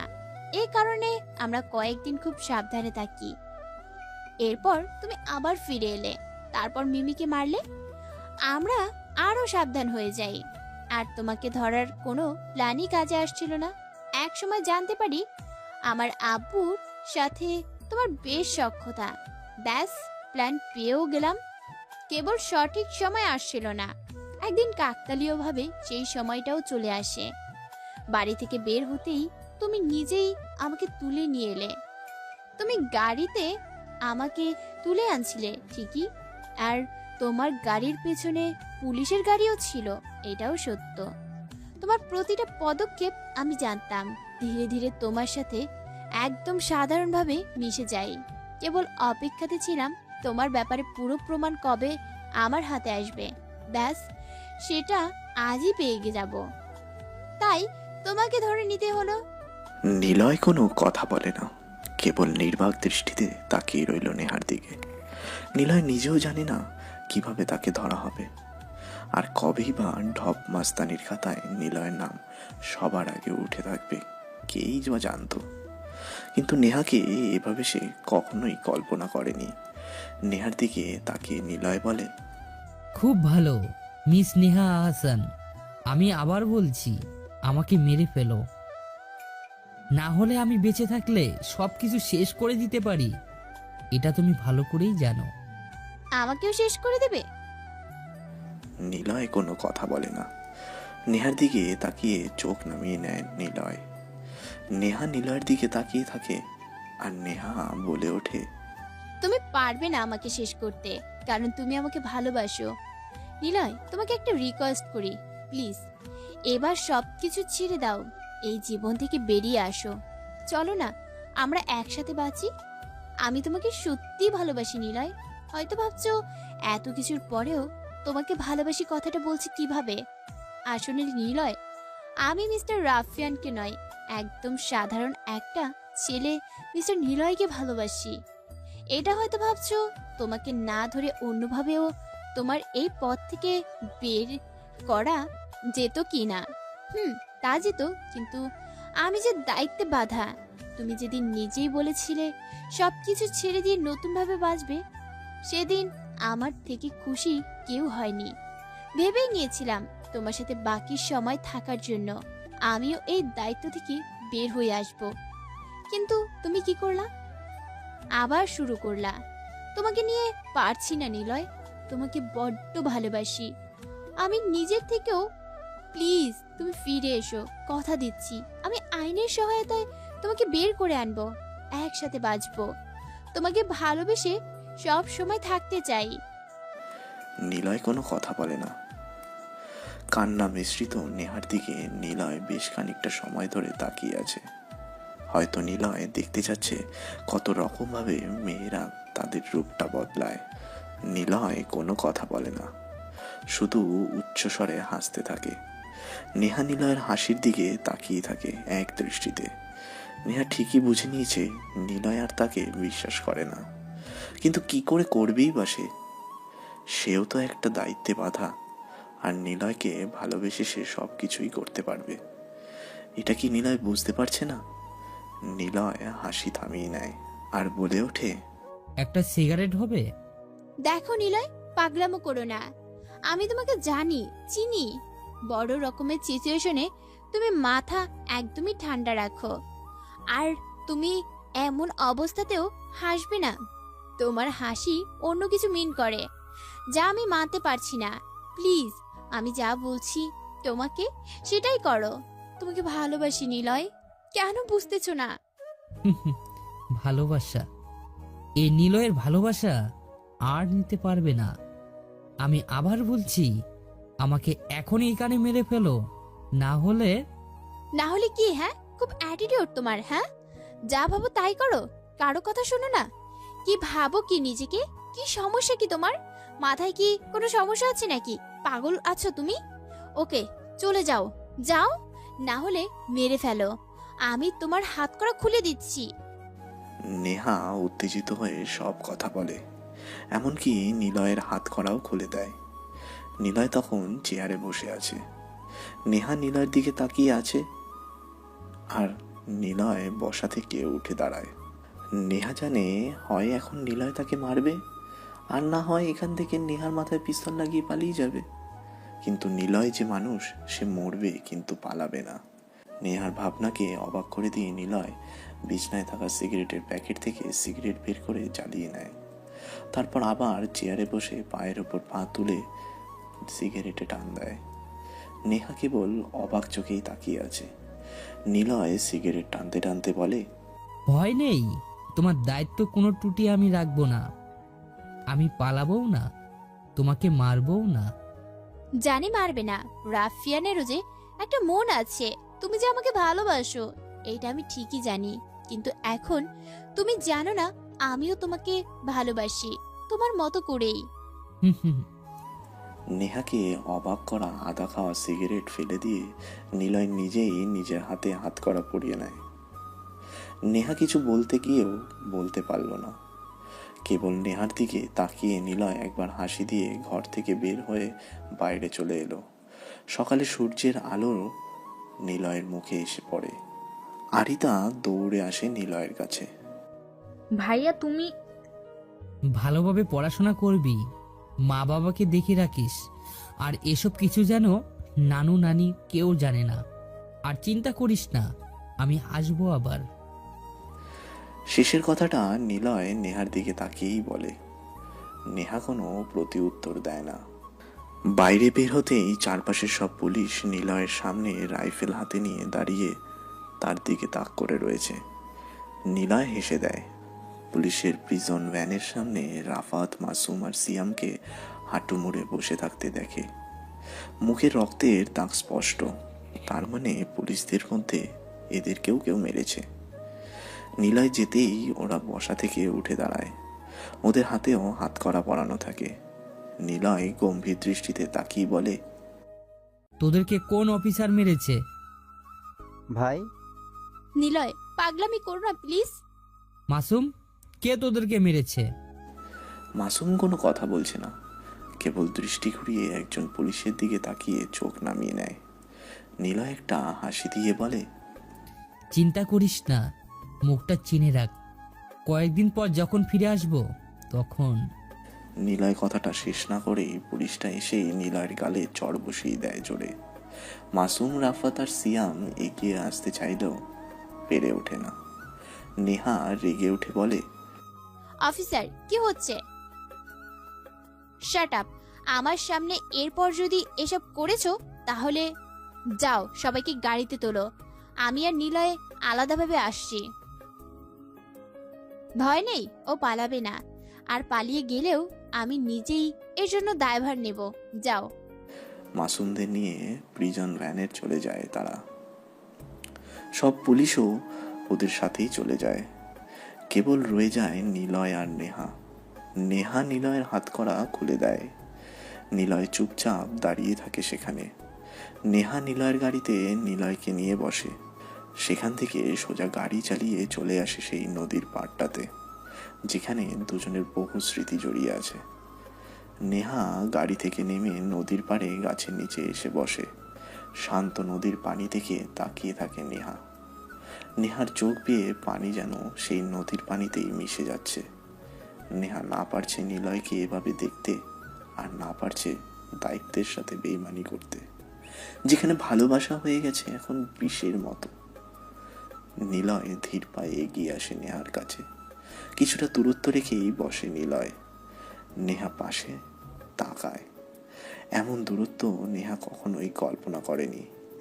নিলয় নদীর পানির দিকে তাকিয়ে বলে, তোমার মাঝে আজ যে গ্যাপটা দেখছো সেটা হচ্ছে অভিমান।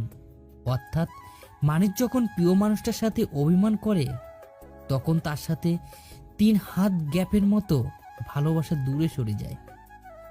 কারণ এই অভিমান আর ভালোবাসা দুটো কাছে টানে, আর কাছে টানার জন্য একটু গ্যাপ তো রাখা যায়। নিলয় আর কিছু বলে না, সোজা গাড়িতে গিয়ে বসে। নিজেই ড্রাইভিং সিটে বসে নেহাকে ডাক দেয়। নেহা পুরো বোকার মতো চাউনি নিয়ে নিলয়ের দিকে তাকিয়ে থাকে। নিলয় কি বলল নেহা তার আগামাথা কিছুই বুঝতে পারছে না। কেবল বারবার নিলয়ের বলা কথাগুলো নেহা ভাবছে এখনো। কি বলল? নেহার অস্থির মস্তিষ্ক এখন নিলয়ের টেরা বেঁকা কথাগুলো বোঝার চেষ্টা করলো, কিন্তু নেহা কিছুই বুঝতে পারছে না। নেহা গাড়িতে গিয়ে বসে। নিলয় নিজেই ড্রাইভ করে গাড়ি চালাতে থাকে। কিছু সময় পর ক্রাইম ব্রাঞ্চের বড় অফিসের সামনে গাড়িটা এসে থামে। নিলয় গাড়ি থেকে নামতে অনেকগুলো পুলিশ নিলয়ের চারপাশটা ঘিরে ধরে পড়ে। নিলয় মুচকি হেসে দেয়। নেহা গাড়ি থেকে নেমেই বলে, অফিসার এসবের দরকার নেই, ও কিছুই করবে না। নিলয় সোজা অফিসের মধ্যে প্রবেশ করে। পেছনে নেহা। পুলিশ কর্মকর্তারা হয়তো এটা একদমই আশা করেনি। তারা সবাই ভেবে রেখেছে নেহা আগে আসবে, নিলয়ের হাতে হ্যান্ডকাপ পরানো থাকবে। কিন্তু এসব তারা দেখছে পুরো উল্টো। নিলয় আগে অফিসে প্রবেশ করে, আর পেছনে নেহা। নিলয়ের হাতে কোনো হাত করা নেই। কেমন যেন পুরো পুলিশ টিম অবাক চোখেই তাকাচ্ছে দুটো মানুষের দিকে। নিলয় সোজা লাবিদ সাহেবের সামনে চেয়ারে গিয়ে বসে। নিলয় হাসি মুখে তাকায় লাবিদ সাহেবের দিকে। লাবিদ সাহেব নিলয়ের চাহনি বোঝার চেষ্টা করলো, কিন্তু ব্যর্থ হয় তিনিও। নেহার দিকে তাকিয়ে লাবিদ সাহেব বলে, প্রমাণগুলো দাও নেহা, প্রমাণগুলো দাও। লাবিদ সাহেব নেহাকে একটা ঝাড়ি দেয়। নেহা ঘরের মধ্য থেকে বেরিয়ে আমতা আমতা করতে করতে নীলাদ্রিকে ফোন দেয়, কিন্তু নীলাদ্রির ফোনে কল যায় না। অনেকবার চেষ্টা করার পরও নীলাদ্রির ফোনে কল দেওয়া সম্ভব হয় না। স্যার প্রমাণ তো সব নীলাদ্রির কাছে। মানে? অ্যাকচুয়ালি স্যার ও বলেছে এক্ষুনি আমার কাছে সব পাঠিয়ে দেবে। ও শিট, তুমি কি পাগল নাকি? নীলাদ্রিকে যদি না পাওয়া যায়? জানি না স্যার, কিন্তু ও তো কখনোই এমন করবে না। Shut up. কামাল সাহেব, আপনি এখনই যেখান থেকে পারেন নীলাদ্রিকে খুঁজে নিয়ে আসুন। ক্রাইম ব্রাঞ্চ অফিসে এখনো বেশ উত্তেজনা ভর করে রয়েছে। চারিদিক পুলিশ ছোটাছুটি করছে। নিলয় কেবল চেয়ারে বসে সব কিছু দেখছে। নিলয় কেবল কিছু সময় পর মুচকি হাসছে লাবিদ সাহেব আর নেহার কথা শুনে। সময়গুলো দেখতে দেখতে কেটে যায়। সকাল থেকে দুপুর, দুপুর গড়িয়ে বিকেল, বিকেল পার করে সন্ধ্যা নেমে এসেছে। পুরো ঢাকা সিটি তন্ন তন্ন করে খুঁজে ফেলা হয়েছে নীলাদ্রি চৌধুরীকে, কিন্তু কোথায় সে? তাকে খুঁজেই পাওয়া যাচ্ছে না। লাবিদ সাহেব হতাশ হয়ে চেয়ারে বসে আছেন। এতক্ষণ অবধি নিলয় কোনো কথা বলেনি। উত্তেজনার বশে অফিস থেকে সবাই চলে গেল, নিলয় তখনও অফিসে বসেছিল। একটা সময় সন্ধ্যার কালো রং সব দিকে ছেয়ে নিল। লাবিদ সাহেব নেহাকে বলে, ফুল প্রুফ প্ল্যানটা এইভাবে শেষ হবে ভাবতে পারিনি। সব তোমার জন্যই হয়েছে। দ্যাট সরি স্যার, আমারই ভুল ছিল। চুপ, আর একটাও কথা নয়। এখন ওকে কিভাবে চালান করব?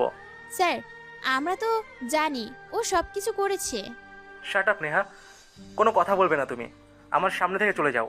প্রমাণ ছাড়া নিলয়কে আদালতে পেশ করলে কি হবে বুঝতে পেরেছো? দেশের সবাই জানে সে রাফিয়ান লিডার, কিন্তু আমি কি দেখেছি তাকে মারতে? বা দেশের জনগণ দেখেছে ওর ক্রাইম করতে? চলে যাও সামনে থেকে। নেহা কিছু না বলে চলে আসে সেখান থেকে। নেহা মনে মনে খুশি হলো নিলয়ের কথা ভেবে কেমন যেন হচ্ছে। এদিকে নিলয় লাবিদ সাহেবের সামনে বসে আছে। লাবিদ সাহেব বলে, আজ তুমি বেঁচে গেলে নিলয়, পরে আর সুযোগই পাবে না। আসি মিস্টার লাবিদ সাহেব, আর আমার ভাইদের ছেড়ে দিন। আর একটা কথা, আমি না চাইলেও কখনো আর আমাকে ধরার সুযোগ পাবে না। মোহন সাহেব, ওদেরকে ছেড়ে দিন। লাবিদ সাহেব আর কোনো কথা বলে না। নিলয় মুচকি হেসে অফিস থেকে বের হয়। বাইরে এসে নিলয় ওর গাড়িটা দেখতে পায়, কিন্তু নেহাকে সে খুঁজে পায় না। চারপাশে তাকায় কয়েকবার, কিন্তু নেহাকে নিলয় কোথাও দেখতে পায় না। তবে নিলয় এটা ভেবে পাচ্ছে না কেন নীলাদ্রি এমন করলো। কি রহস্য থাকতে পারে তারপর? ভাইয়া ওঠো। নিলয় ধরপড় করে ওঠে। নেহার কথা ভাবতে ভাবতে কখন যে নিলয় ঘুমিয়ে পড়েছিল তা সে টের পায়নি। চোখ খুলে তাকিয়ে দেখে মাসুমের হাতে খবরের কাগজ নিয়ে দাঁড়িয়ে আছে সে। নিলয় বেশ কিছু সময় শোয়া থেকে উঠে বসে মাসুমের দিকে তাকিয়ে রইল, কারণ কোনোদিনও মাসুম, রাফাত আর সিয়াম খবরের কাগজ পড়ে না। অথচ আজ ওর হাতে সেটা দেখে নিলয় খানিকটা অবাকই হলো। ভাই কি হলো, কথা বলো না কেন? আর তোমাকে না বলেছি এই বাড়িতে আসবে না?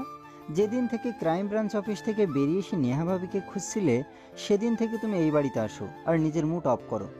আমি জানি এখানে নেহা ভাবির সাথে কাটানোর সময়গুলো তোমাকে ভাবায়, কিন্তু কেন তুমি ভাববে? সে তো বেইমানি করলো, তাই না? তোমাকে ধরার জন্যই তো সে এত কিছু করেছে, আর তার জন্য তুমি কেন সবসময় মনমরা হয়ে থাকবে? মাসুমের দিকে নিলয় তাকিয়ে মুচকি হাসে। এত কথা মাসুমের আগে কোনোদিনও নিলয়ের সামনে বলেনি, কারণ মাসুম যতটা নিলয়কে ভয় পায় তার থেকে অনেক বেশি ভালোবাসে এবং সম্মানও করে।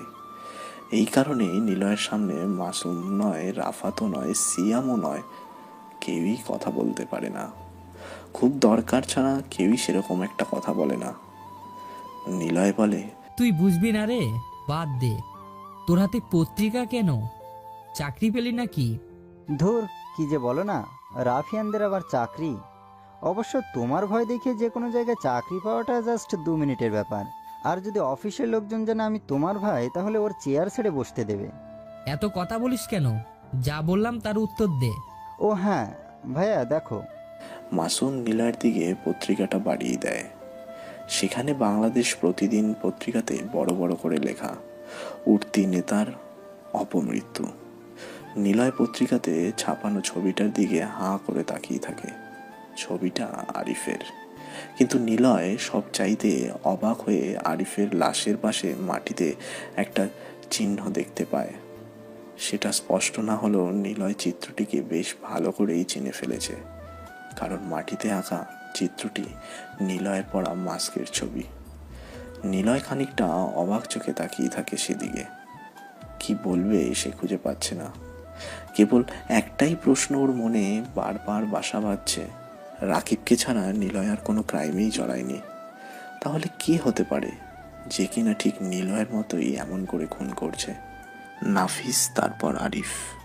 আসল কথা হলো নিলয়ের সাথে যাদেরই ঝামেলা পাচ্ছে তাদেরকেই খুন করা হচ্ছে।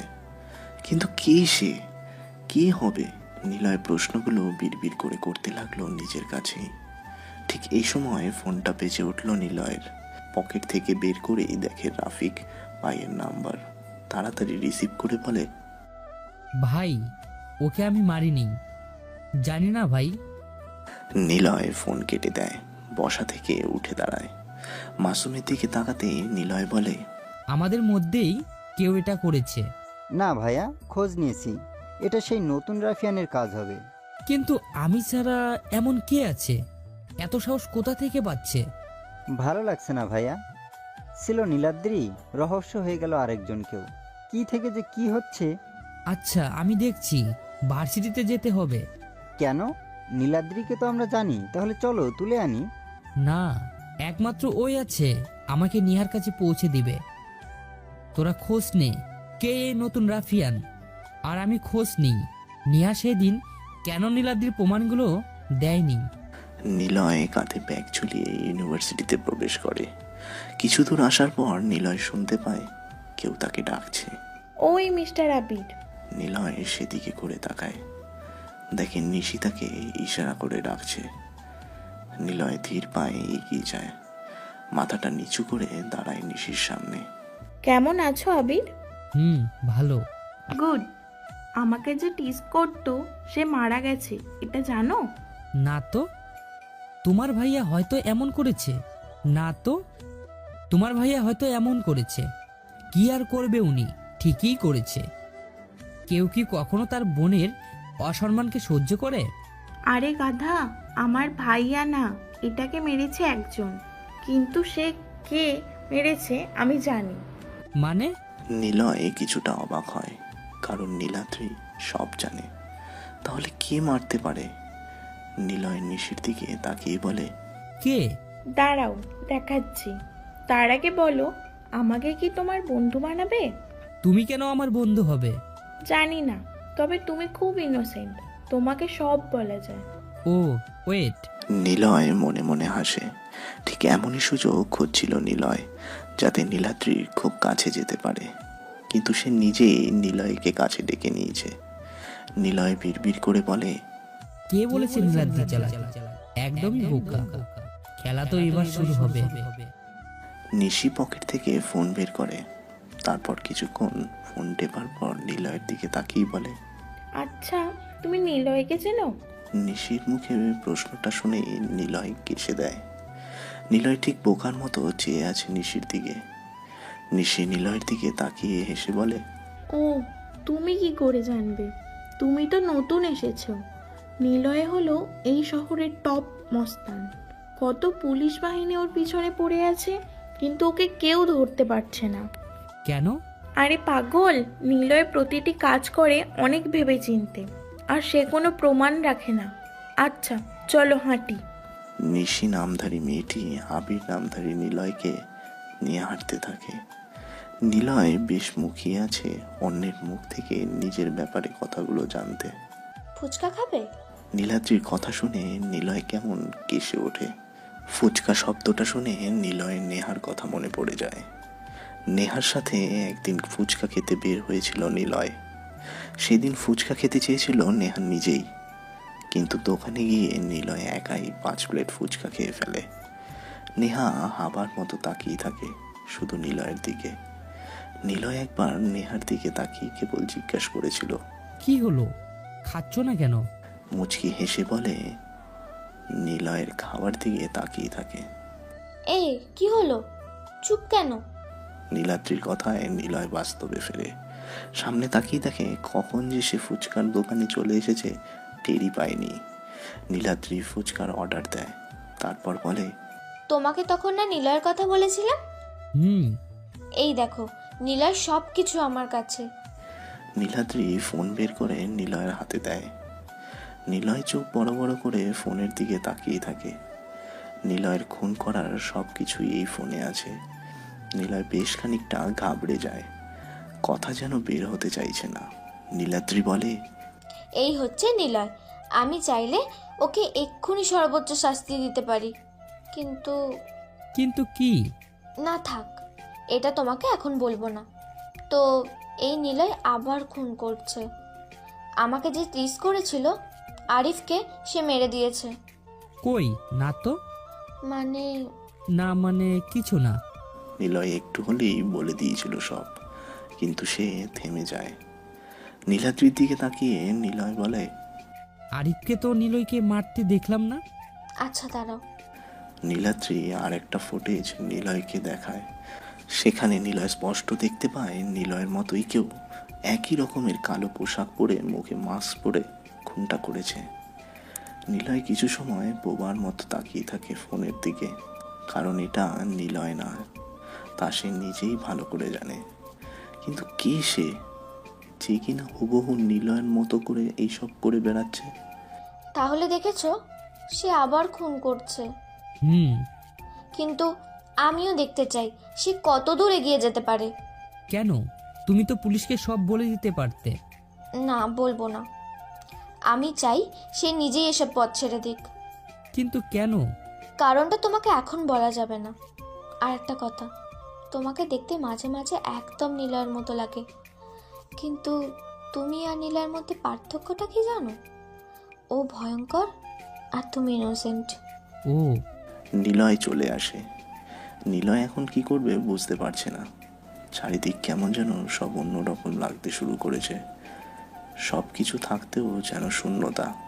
কেবল নেহা নেই। আচ্ছা, নেহা কি আমাকে সত্যিই ভালোবাসে? আমি কি তাকে দোষারোপ করব? চাইলেও তো নেহাকে এখনই খুঁজে বের করতে পারবো, কিন্তু কেন করছি না তাকে খোঁজার চেষ্টা? আমার মনে নেহার প্রতি ভালোবাসা না অভিমান জমে আছে বুঝতে পারছি না, বাট মাঝে মাঝে নেহার শূন্যতা আমাকে বেশ ভাবায়। নিলয় কথাগুলো বলতে বলতে হাঁটতে থাকে রাস্তার বাম পাশ দিয়ে। হাঁটতে হাঁটতে হঠাৎ নিলয় ডান পাশে কারো প্রতিচ্ছবি দেখতে পায়, আর সেটা যে নেহার, নিলয় তা বেশ ভালো করেই জানে। নিলয় যখনই তাকায় তখনই নেহা সেখান থেকে হেঁটে যেতে থাকে। নিলয় কয়েকবার ইশারাও করেনি। গাড়ি চলমান রাস্তা পার হতে নিলয়ের বেশ খানিকটা সময় লেগে যায়। যখন বিপরীত পাশে আসে, নেহাকে আর সে খুঁজে পায় না। নিলয় কিছুটা হতাশ হয়, বারবার চারপাশে চোখ বুলিয়ে নেয়, কিন্তু নেহাকে সে কোথাও খুঁজে পায় না। আর নেহা সে আড়ালে দাঁড়িয়ে থাকে, নিলয়ের দিকে তাকিয়ে থাকে। মনে মনে নেহা বলে, এখনো সময় হয়নি নিলয় তোমার সামনে আসার। যেদিন তুমি মন থেকে আমাকে খুঁজবে আমি সেদিনই তোমার সামনে আসব। তারপর আবির, তোমাকে একটা কথা বলি। নিলয় নীলাদ্রির দিকে তাকায়। নীলাদ্রি আবিরের দিকে তাকিয়ে চোখ সরিয়ে নেয়। নিলয় জানে না নীলাদ্রি তাকে কি বলবে। নিলয় উত্তরের জন্য অপেক্ষা করে আছে। আবির, আমি একজনকে ভালোবাসি। নিলয় মুচকি হাসে। আজ ভালোবাসা দিবস। চারপাশ যেন কেমন নতুন ভাবে সেজেছে। কারণটা অবাক করা। ভালোবাসা দিবস ও বসন্ত উৎসব একই সাথে। নিলয় আর নীলাদ্রি পার্কে বসে আছে। নিলয় বলে, তা কে সে? আগে প্রমিস করো কাউকে বলবে না। না। নিলয়কে। মানে? মানে রাফিয়ান নিলয়কে। কি? অবাক হচ্ছ? অবাক হওয়ারই কথা। আমিও নিজের ওপর অবাক হয়েছি। হয়তো ভাবছো ওরকম একটা মানুষকে কিভাবে ভালোবাসলাম। আসলে প্রতিদিন ওর ওপর থিসিস করতে করতে ভালোবেসে ফেলেছি। আমি খোঁজ নিয়ে জেনেছি নিলয় এমনিতেই অনেক ভালো, কেবল মস্তানি করে বেড়ায়। আর ওর উপর প্রথম থেকে কেমন যেন দুর্বলতা আসে। যেদিন মিমি আপু আমাকে নিলয়ের সাথে মিট করাতে নিয়ে যায়, ও তুমি তো জানোই না মিমি আপুকে। মিমি নিলয়ের গার্লফ্রেন্ড। ওর তো গার্লফ্রেন্ড আছে তাহলে? আরে গাধা, মিমি মানে মিমি আপু, এখন ওর গার্লফ্রেন্ড নেই। ও, তার মানে তুমি নিলয়কে ভালোবাসবে বলে মিমের সাথে ব্রেকআপ করিয়ে দিয়েছো? নিলয়ের কথা শুনে নীলাদ্রি রাগী দৃষ্টিতে তাকায়। নিলয় মনে মনে হাসে, কিন্তু অবাক হচ্ছে নীলাদ্রি কেন তাকে ভালোবাসবে সেটা ভেবে। আর নিলয় যে এমন কিছু হবে তা কখনোই কল্পনা করেনি। সব যেন কল্পনার বাইরে চলে যাচ্ছে। নীলাদ্রি রাগী মুখে বলে, হো আবির, মিমি আপু ছিল পুলিশ, তাই নিলয়কে মিমি আপু মেরে ফেলতে চেয়েছিল, কিন্তু নিলয় মরেনি। পরে মিমি আপুকে নিলয় মেরে দেয়। বেশ করেছো। তা বেশ করেছে। আমিও ভেবে দেখলাম নিলয় ঠিকই করেছে। মিমি আপু আমার কাজিন হলেও আমি বলবো ঠিক করেছে নিলয়, কারণ বেইমান করে মারার কি দরকার ছিল, ভালোবেসে বোঝাতে পারতো। আর আসল কথা, মিমি তো নিলয়কে ভালোই বাসেনি। প্রতিদিন নিলয়কে দেখতাম, আমি ফোনে দেখতাম, সরাসরি দেখতাম, কিন্তু গাধাটা কি করলো, নেহাকে বিয়ে করে ফেললো। এই তুমি নেহাকে চেনো? হুম। মানে না মানে চিনি না, কে নেহা? নেহা হলো নিলয়ের বর্তমান বউ। কি? ছেলেটা তো দেখি খুব লুচ্চু, এত বউ থাকে কেন? আবির চুপ। নেহা ওর সাথে বেইমানি করে ফেলে। এখন নিলয় সিঙ্গেল, তাই ভাবছি ওর সাথে আমি দেখা করব আর বলবো আমার কথা। নিলয় আমাকে চেনে, সেই মজা হবে প্রথমে। নিলয় তোমাকে চিনে না নাকি তুমি নিলয়কে চিনো না? তবে নিলয়ের কাছে এখন সবটা ক্লিয়ার। একদিন মিমির সাথে নিলয় দেখা করতে আসে। নিলয় সেদিন দেখা করবার আগেই জানতো কেউ একজন মিমির সাথে দেখা করতে আসবে, কিন্তু যখন নিলয় আসে মিমির সাথে কেউ ছিল না। নিলয় জানতে পারে মেয়েটি এখনো এসে পৌঁছায়নি। একসময় নিলয় চলে আসে, কিন্তু নীলাদ্রি সেদিন গিয়েছিল মিমির সাথে। সে একটা ছেলেকে দেখে, কিন্তু নীলাদ্রি সে সময় তাদের সামনে আসেনি। তবে দূর থেকে ওদের দেখে নীলাদ্রি চলে আসে। নিলয় নীলাদ্রির দিকে তাকিয়ে প্রশ্ন করে, তুমি নিলয়কে ভালোবাসো কেন? আরে গাধা, ভালোবাসা কি ব্যাখ্যা করা যায়? তবুও সে তো একজন খারাপ লোক, তাকে ছাড়া তুমি আরো ভালো কাউকে পাবে। আসলে কি জানো আবির, নীলাকে ভালোবাসি, ওর ভালো দিক খারাপ দিক সব কিছুকেই। কিন্তু ও নিয়াকে ভালোবাসে। না, বাসে না। নেহা এখানে নেই। নেহাকে ওর থেকে সরানোর প্ল্যান করে সাকসেস হয়েছি। মানে? একদিন নিলয়কে পুলিশ ধরে, তবে সেই পুলিশ ছিল নেহা। প্রমাণগুলো ছিল আমার কাছে, সব নেহাকে দেব বলেছিলাম, আর তাই সে নিলয়কে ধরে ফেলে। এরপর আমি সেই প্রমাণ তাকে দিইনি। আমি চাইছিলাম নিলয় নেহাকে ভুল বুঝুক। যাই হোক, নিলয়কে এখন কেবল আমার মনের কথা বলতে হবে। এইসব কিছু যদি নিলয় জানে তোমাকে ভালোবাসবে তো? আমি তাকে বোঝাবো। ব্ল্যাকমেলও করতে পারো। না আবির, ওকে ভয় দেখানোর জন্য করা যায়, কিন্তু ভালোবাসার জন্য ব্ল্যাকমেল করতে পারবো না। নিলয় কোনো কথা বলে না। কি বলবে সে? আর কিছু খুঁজেও পাচ্ছে না বলার মতো। ভালোবাসা আর প্রথম ফাগুনের দিন নেহাকে নিয়ে অনেকখানি বাস্তবতায় স্বপ্ন দেখেছিল নিলয়, কিন্তু সে আর নেই। তাকে ঘিরেই যেন নিলয়ের সব শূন্যতা। যখন বাড়ি থেকে বের হয় নিলয়, তখনই নীলাদ্রি এসে নিলয়কে পার্কে নিয়ে চলে আসে। আর এসেই নিলয় সব কিছু জানতে পারে। নিলয়ের কাছে এখন সব রহস্যের সমাধান আছে। নীলাদ্রি কেন তাকে এতদিন পুলিশের হাতে তুলে দেয়নি? সব প্রমাণ নীলাদ্রির হাতে থাকা সত্ত্বেও সে পুলিশ বা তার ভাইয়াকে কিছুই বলেনি, নেহাকে প্রমাণ দেয়নি। এর কারণ নীলাদ্রি নিলয়কে ভালোবাসে, আর নিলয় নীলাদ্রির দিকে তাকিয়ে মুচকি হাসে। তাহলে নিলয়ের সাথে দেখা করো। করব। নিলয়ে কোনো কথা বলে না আর। বসা থেকে উঠে দাঁড়ায়। কেমন যেন লাগছে ওর। পার্ক থেকে বের হতেই নীলাদ্রি নিলয়ের পেছন পেছন চলে আসে। সকালে নিলয় ঘুমাচ্ছে। ফোনটা বেশ কড়াভাবেই ভাইব্রেট করে উঠল। নিলয় স্ক্রিনে তাকিয়ে দেখে নীলাদ্রির ফোন। নিলয় রিসিভ করতেই ওপাশ থেকে বলে ওঠে, আমি শরীফ বলছি, নীলাদ্রির ভাই। প্লিজ আবির, তুমি একটু হসপিটালে আসো। নীলাদ্রিকে কে বা কারা গুলি করেছে হাতে। এখন সুস্থ, কিন্তু ও বারবার তোমার কথা বলছে। প্লিজ আসো একটু। ওকে ভাইয়া, কোন হসপিটাল? আচ্ছা। নিলয় রুম থেকে বের হয়। মাসুম, রাফাত আর সিয়ামকে ডাক দেয়। সবাই এসে হাজির। নিলয়ের মুখে চিন্তার ছাপ বেশ স্পষ্ট। মাসুম প্রশ্ন করে, কি হয়েছে ভাইয়া? মনে হচ্ছে একটা রহস্য উদ্ঘাটন করতে পেরেছি। কে সেটা? নাফিস আর আরিফকে যে খুন করেছে তার রহস্য, মানে সে কে আমি জেনে গিয়েছি। মানে কে? কিভাবে জানলে? সেটা আপাতত এখন প্রকাশ করছি না, তবে শিওর হয়ে নেই, তারপর বলবো। তবে এটা জেনেছি নীলাদ্রির কাছ থেকে। সে কেন সেদিন নীলাদ্রির ভিডিওগুলো নেহাকে কেন দেয়নি? কেন? কারণটা হলো নীলাদ্রি আমাকে ভালোবাসে।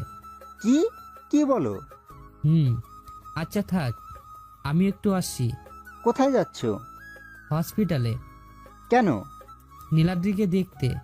তোরা থাক, সবটাই এসে বলবো। নিলয় বাড়ি থেকে বের হয় নতুন গেট আপ নিয়ে।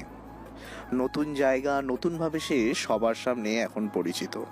চোখে মোটা ফ্রেমের চশমা পরা, কাঁধে ব্যাগ ঝুলিয়ে নিয়ে নিলয় হসপিটালের উদ্দেশ্যে বের হয়। একসময় পৌঁছেও যায় নিলয়। হসপিটালের চারপাশটা পুলিশের ছড়িয়ে ছিটিয়ে রয়েছে। নিলয় বোকা দৃষ্টিতে সব দিকে তাকিয়ে সামনে এগিয়ে যায়।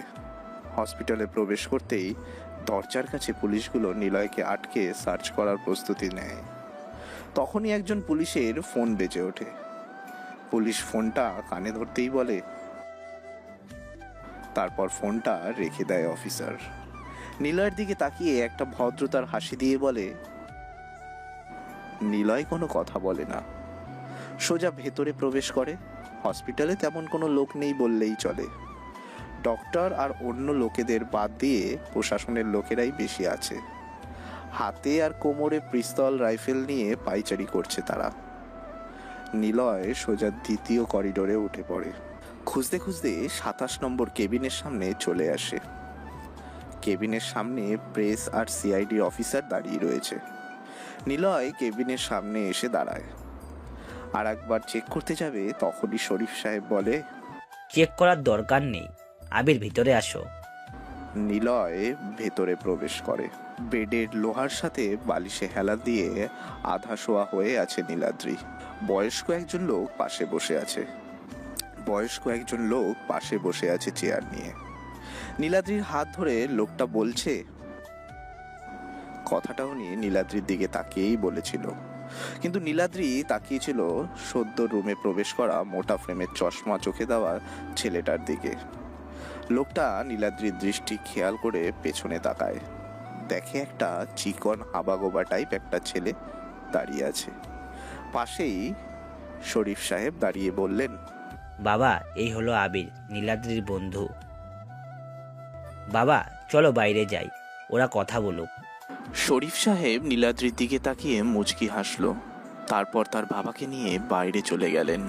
বের হওয়ার আগে শরীফ সাহেব দরজাটা আটকে দিয়ে গেলেন। নিলয় কেবল বোকার মতো সবকিছু দেখতে থাকে। দাঁড়িয়েই কি থাকবে, বসবে না? নিলয় সেই চেয়ারটা টেনে বসে পড়ে। নীলাদ্রি নিলয়ের দিকে তাকিয়ে মুচকি এক হাসি দেয়। নিলয়ও তার প্রত্যুত্তরে হেসে দেয়। নিলয় কিছু বলতে যাবে, তার আগে নীলাদ্রি বলে, আমাকে নিলয় গুলি করেছে। মানে? না মানে নিলয়ের মতোই একজন। নিলয়ের সেই ড্রেস আপ, কালো মাস্ক। কেবল নিলয়ের মনে একটু মায়া থাকে, আর এই খুনিটার মনে কোনো মায়া নেই। আসলে দুটো কথা বলল, কিছু বোঝার আগেই গুলি চালালো। ভাগ্যিস সরে গিয়েছিলাম, তাই তো হাতে এসে লাগলো। আর সাথে সাথেই ভাইয়া চলে এসেছিল, সে পালায়, আর আমি হসপিটালে। নিলয় বেশ অবাক হয়। এরকম অবস্থাতে কেউ হাসতে পারে নিলয়ের জানা ছিল না। নিলয় কেবল কিছুটা বিরক্তিকর দৃষ্টিতে তাকিয়ে নীলাদ্রিকে বলল, কি কথা বলেছিলি, আর কে সে? কি বলেছিল শুনতে চাও? বলবো? বলো।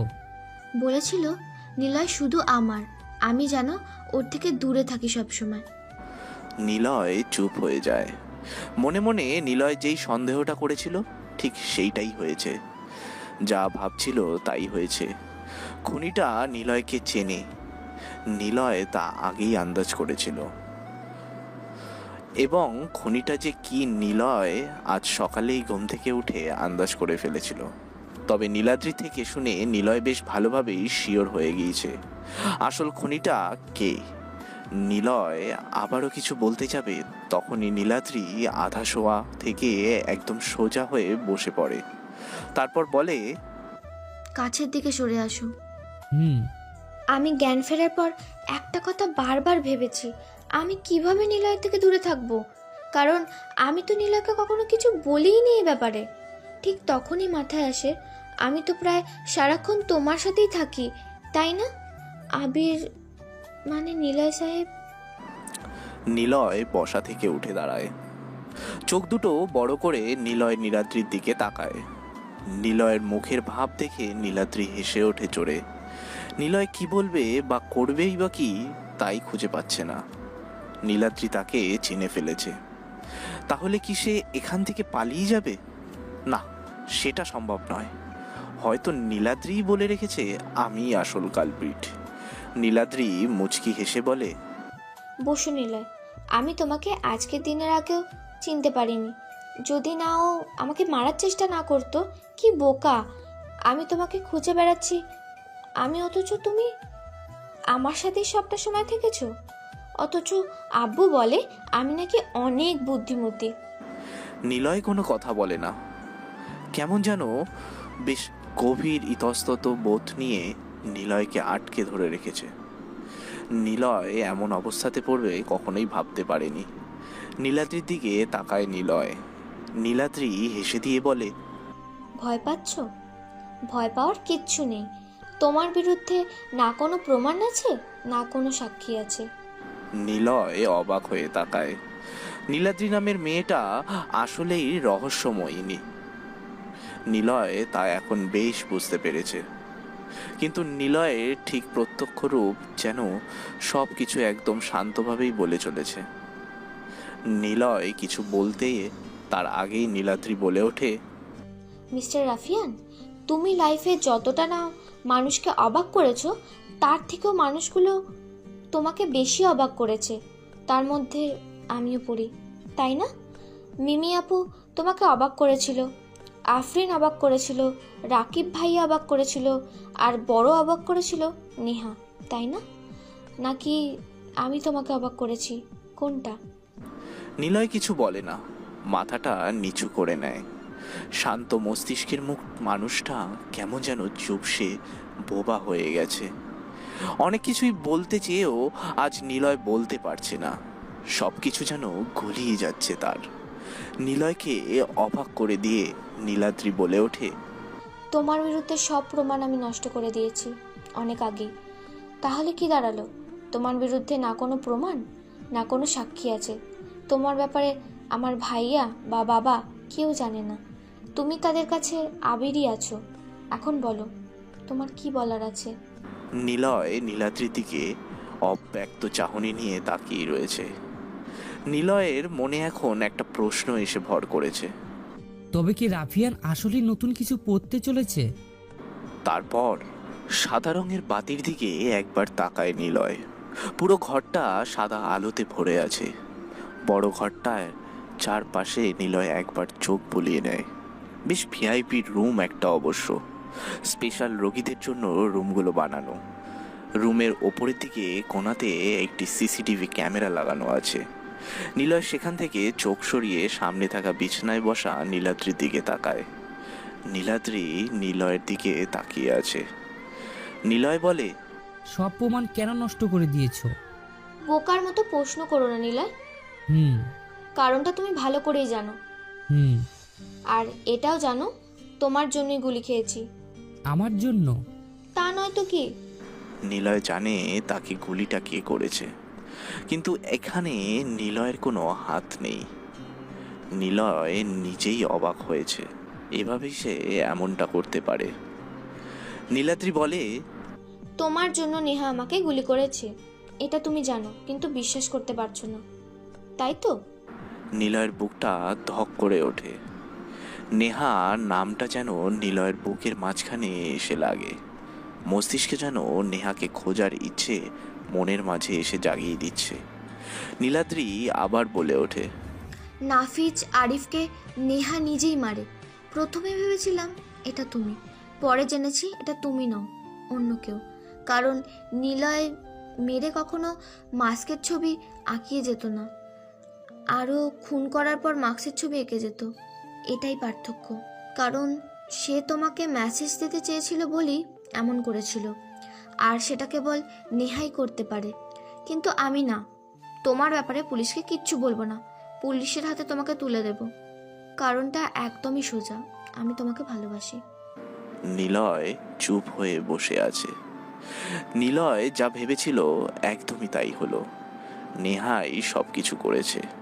নেহাকে খুঁজেই বের করতে হবে আমার। নিলয় মনে মনে কথাটা বলে, তারপর উঠে দাঁড়ায়। নীলাদ্রি বলে, চলে যাচ্ছ? আচ্ছা যাও, তবে নদীর পাড়ে যাবে না, নেহাকে প্রায়শই সেখানে দেখা যায়। নিলয় কোনো কথা বলে না। কাঁধে ব্যাগটা তুলে নেয়।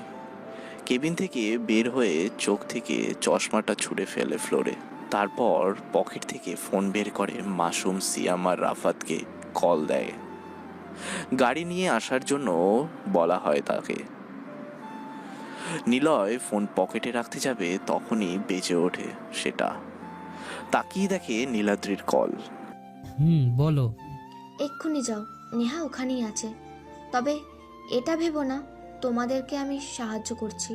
ভালোবাসা আর প্রিয় জিনিসকে কখনো ভাগ দিতে চাই না। তোমাকে ভালোবেসে আমি ঠিকই আমার করে নেব। নিলয়ের মাথাটা কেমন যেন চক্কর দিয়ে ওঠে। নীলাদ্রি নামের মেয়েটাকে নিলয় যতটা না বোকা ভেবেছিল সে ঠিক ততটা বোকা নয়।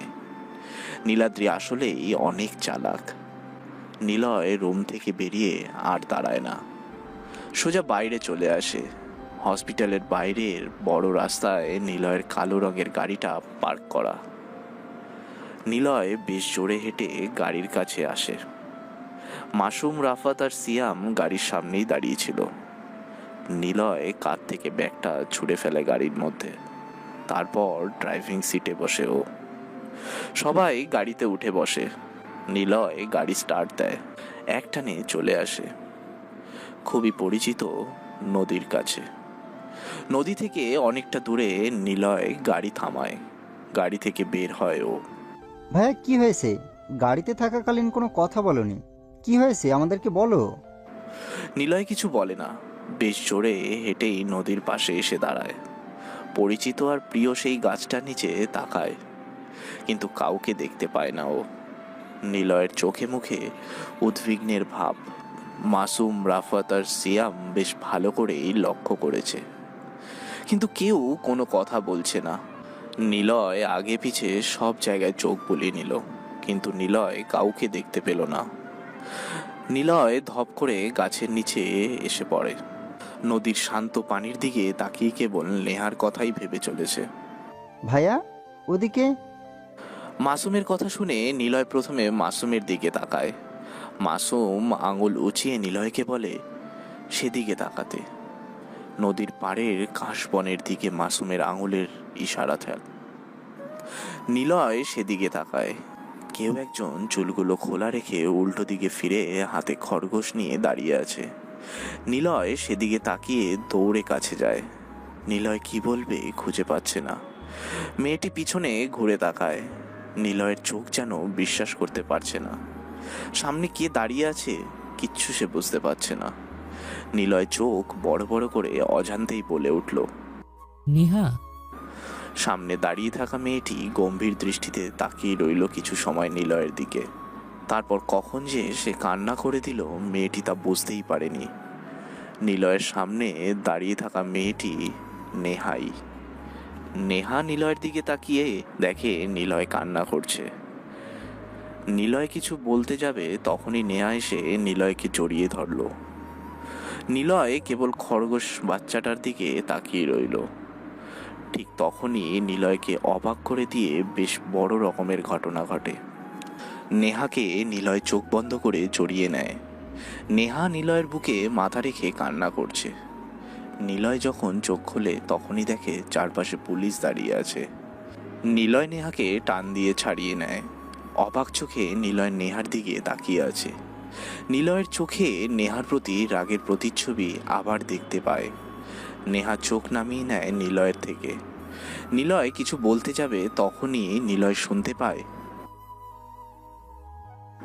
নিলয় ঘুরে তাকায়। নেহাও সেদিকে তাকায়। দুজনের চোখ অবাক হয়ে সামনে দাঁড়িয়ে থাকা মানুষটার দিকে তাকিয়ে আছে। সামনে দাঁড়িয়ে থাকা মানুষটা নীলাদ্রি, আর সেই পুলিশ এনে এমন করছে।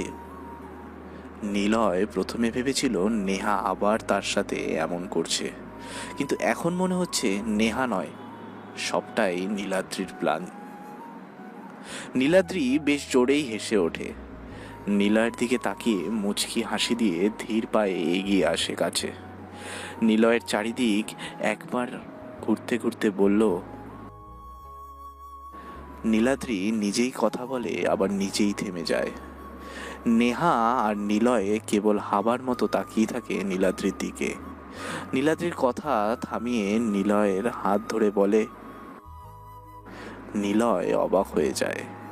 নীলাদ্রির দিকে তাকায় নিলয়, নেহা তাকায় নিলয়ের দিকে। নীলাদ্রি হাসে। নিলয় কখনো ভাবতেই পারেনি এমন হবে। পুলিশ নেহার দিকে এগিয়ে আসতেই নিলয় বলে ওঠে, নীলাদ্রি এসব কি হচ্ছে?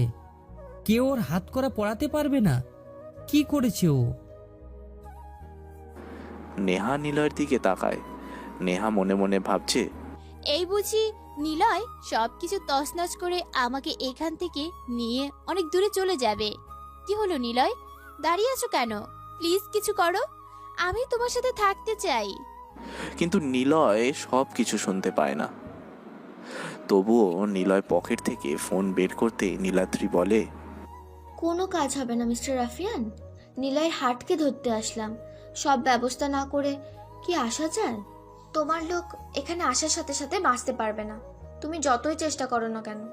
নেহা আর তোমার হবে না, আমি আর তুমি থাকবো সারা জীবন। আর নেহা অফিসার। নেহাকে নিয়ে চলে যায় পুলিশ। নীলাদ্রি নিলয়ের দিকে তাকায় মিষ্টি চাহনি দিয়ে। নিলয়ের চোখে নীলাদ্রি বেশ ভালো করে রাগের দূরদর্শিতা দেখতে পেয়েছে।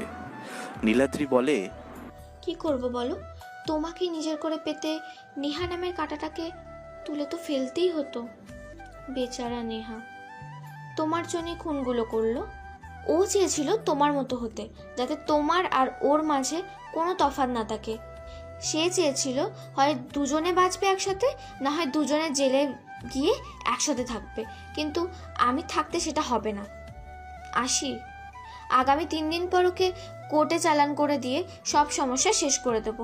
এরপর তুমি শুধুই আমার। নীলাদ্রি এই কথাগুলো বলে চলে যায়। নেহাকে নিয়ে যখন গাড়িতে উঠতে যাবে, নেহা পেছন ফিরে তাকায়। নিলয় সেদিকে তাকিয়ে আছে। নেহার চোখের দিকে চোখ যায় নিলয়ের। দূর থেকেই নিলয় নেহার চোখে ভালোবাসার অশ্রু খেয়াল করেছে। নেহাকে নিয়ে চলে যায় ওরা।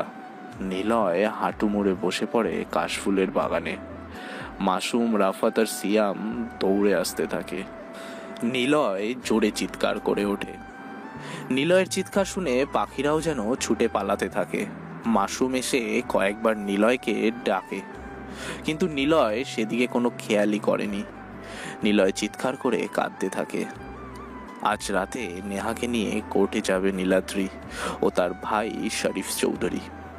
নীলাদ্রি আজ সারাদিনই বেশ উত্তেজিত। নীলাদ্রির পথে আর কোনো বাধা নেই। যদি নিলয় তাকে ভালো না বাসে, তবে সে নিলয়কে ব্ল্যাকমেল করবে।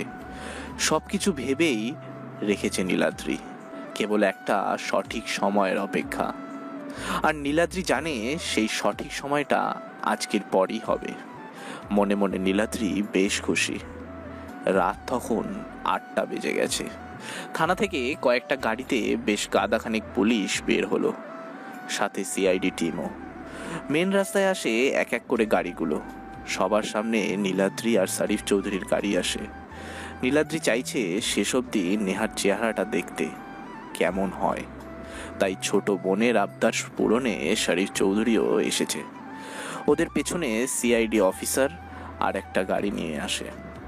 তারপর 2টো পুলিশ ভর্তি জিপও আসে।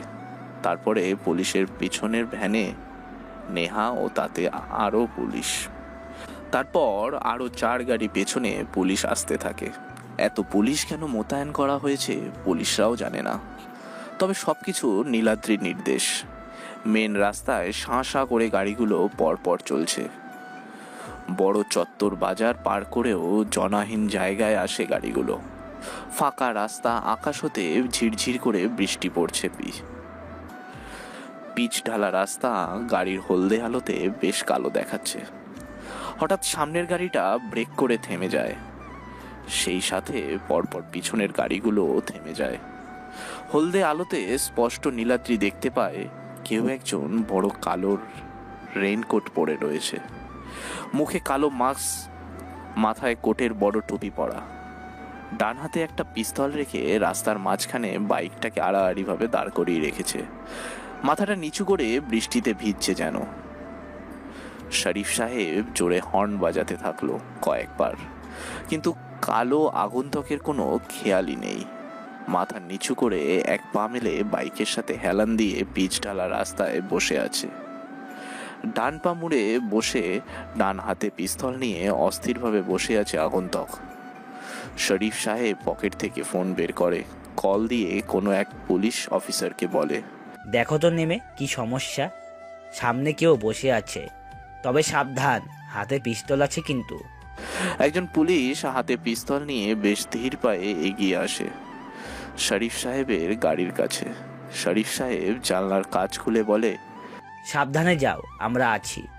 সোজা ধরে নিয়ে আসবে, তারপর বাদরামি বের করছি।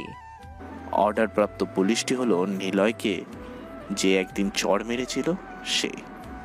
শরীফ সাহেব যখন কথাগুলো বলে জানলার কাঁচ উঠাতে যাবে তখনই ধক করে একটা শব্দ হয়। বৃষ্টি তখন বেশ জোরেই নামতে শুরু করেছে।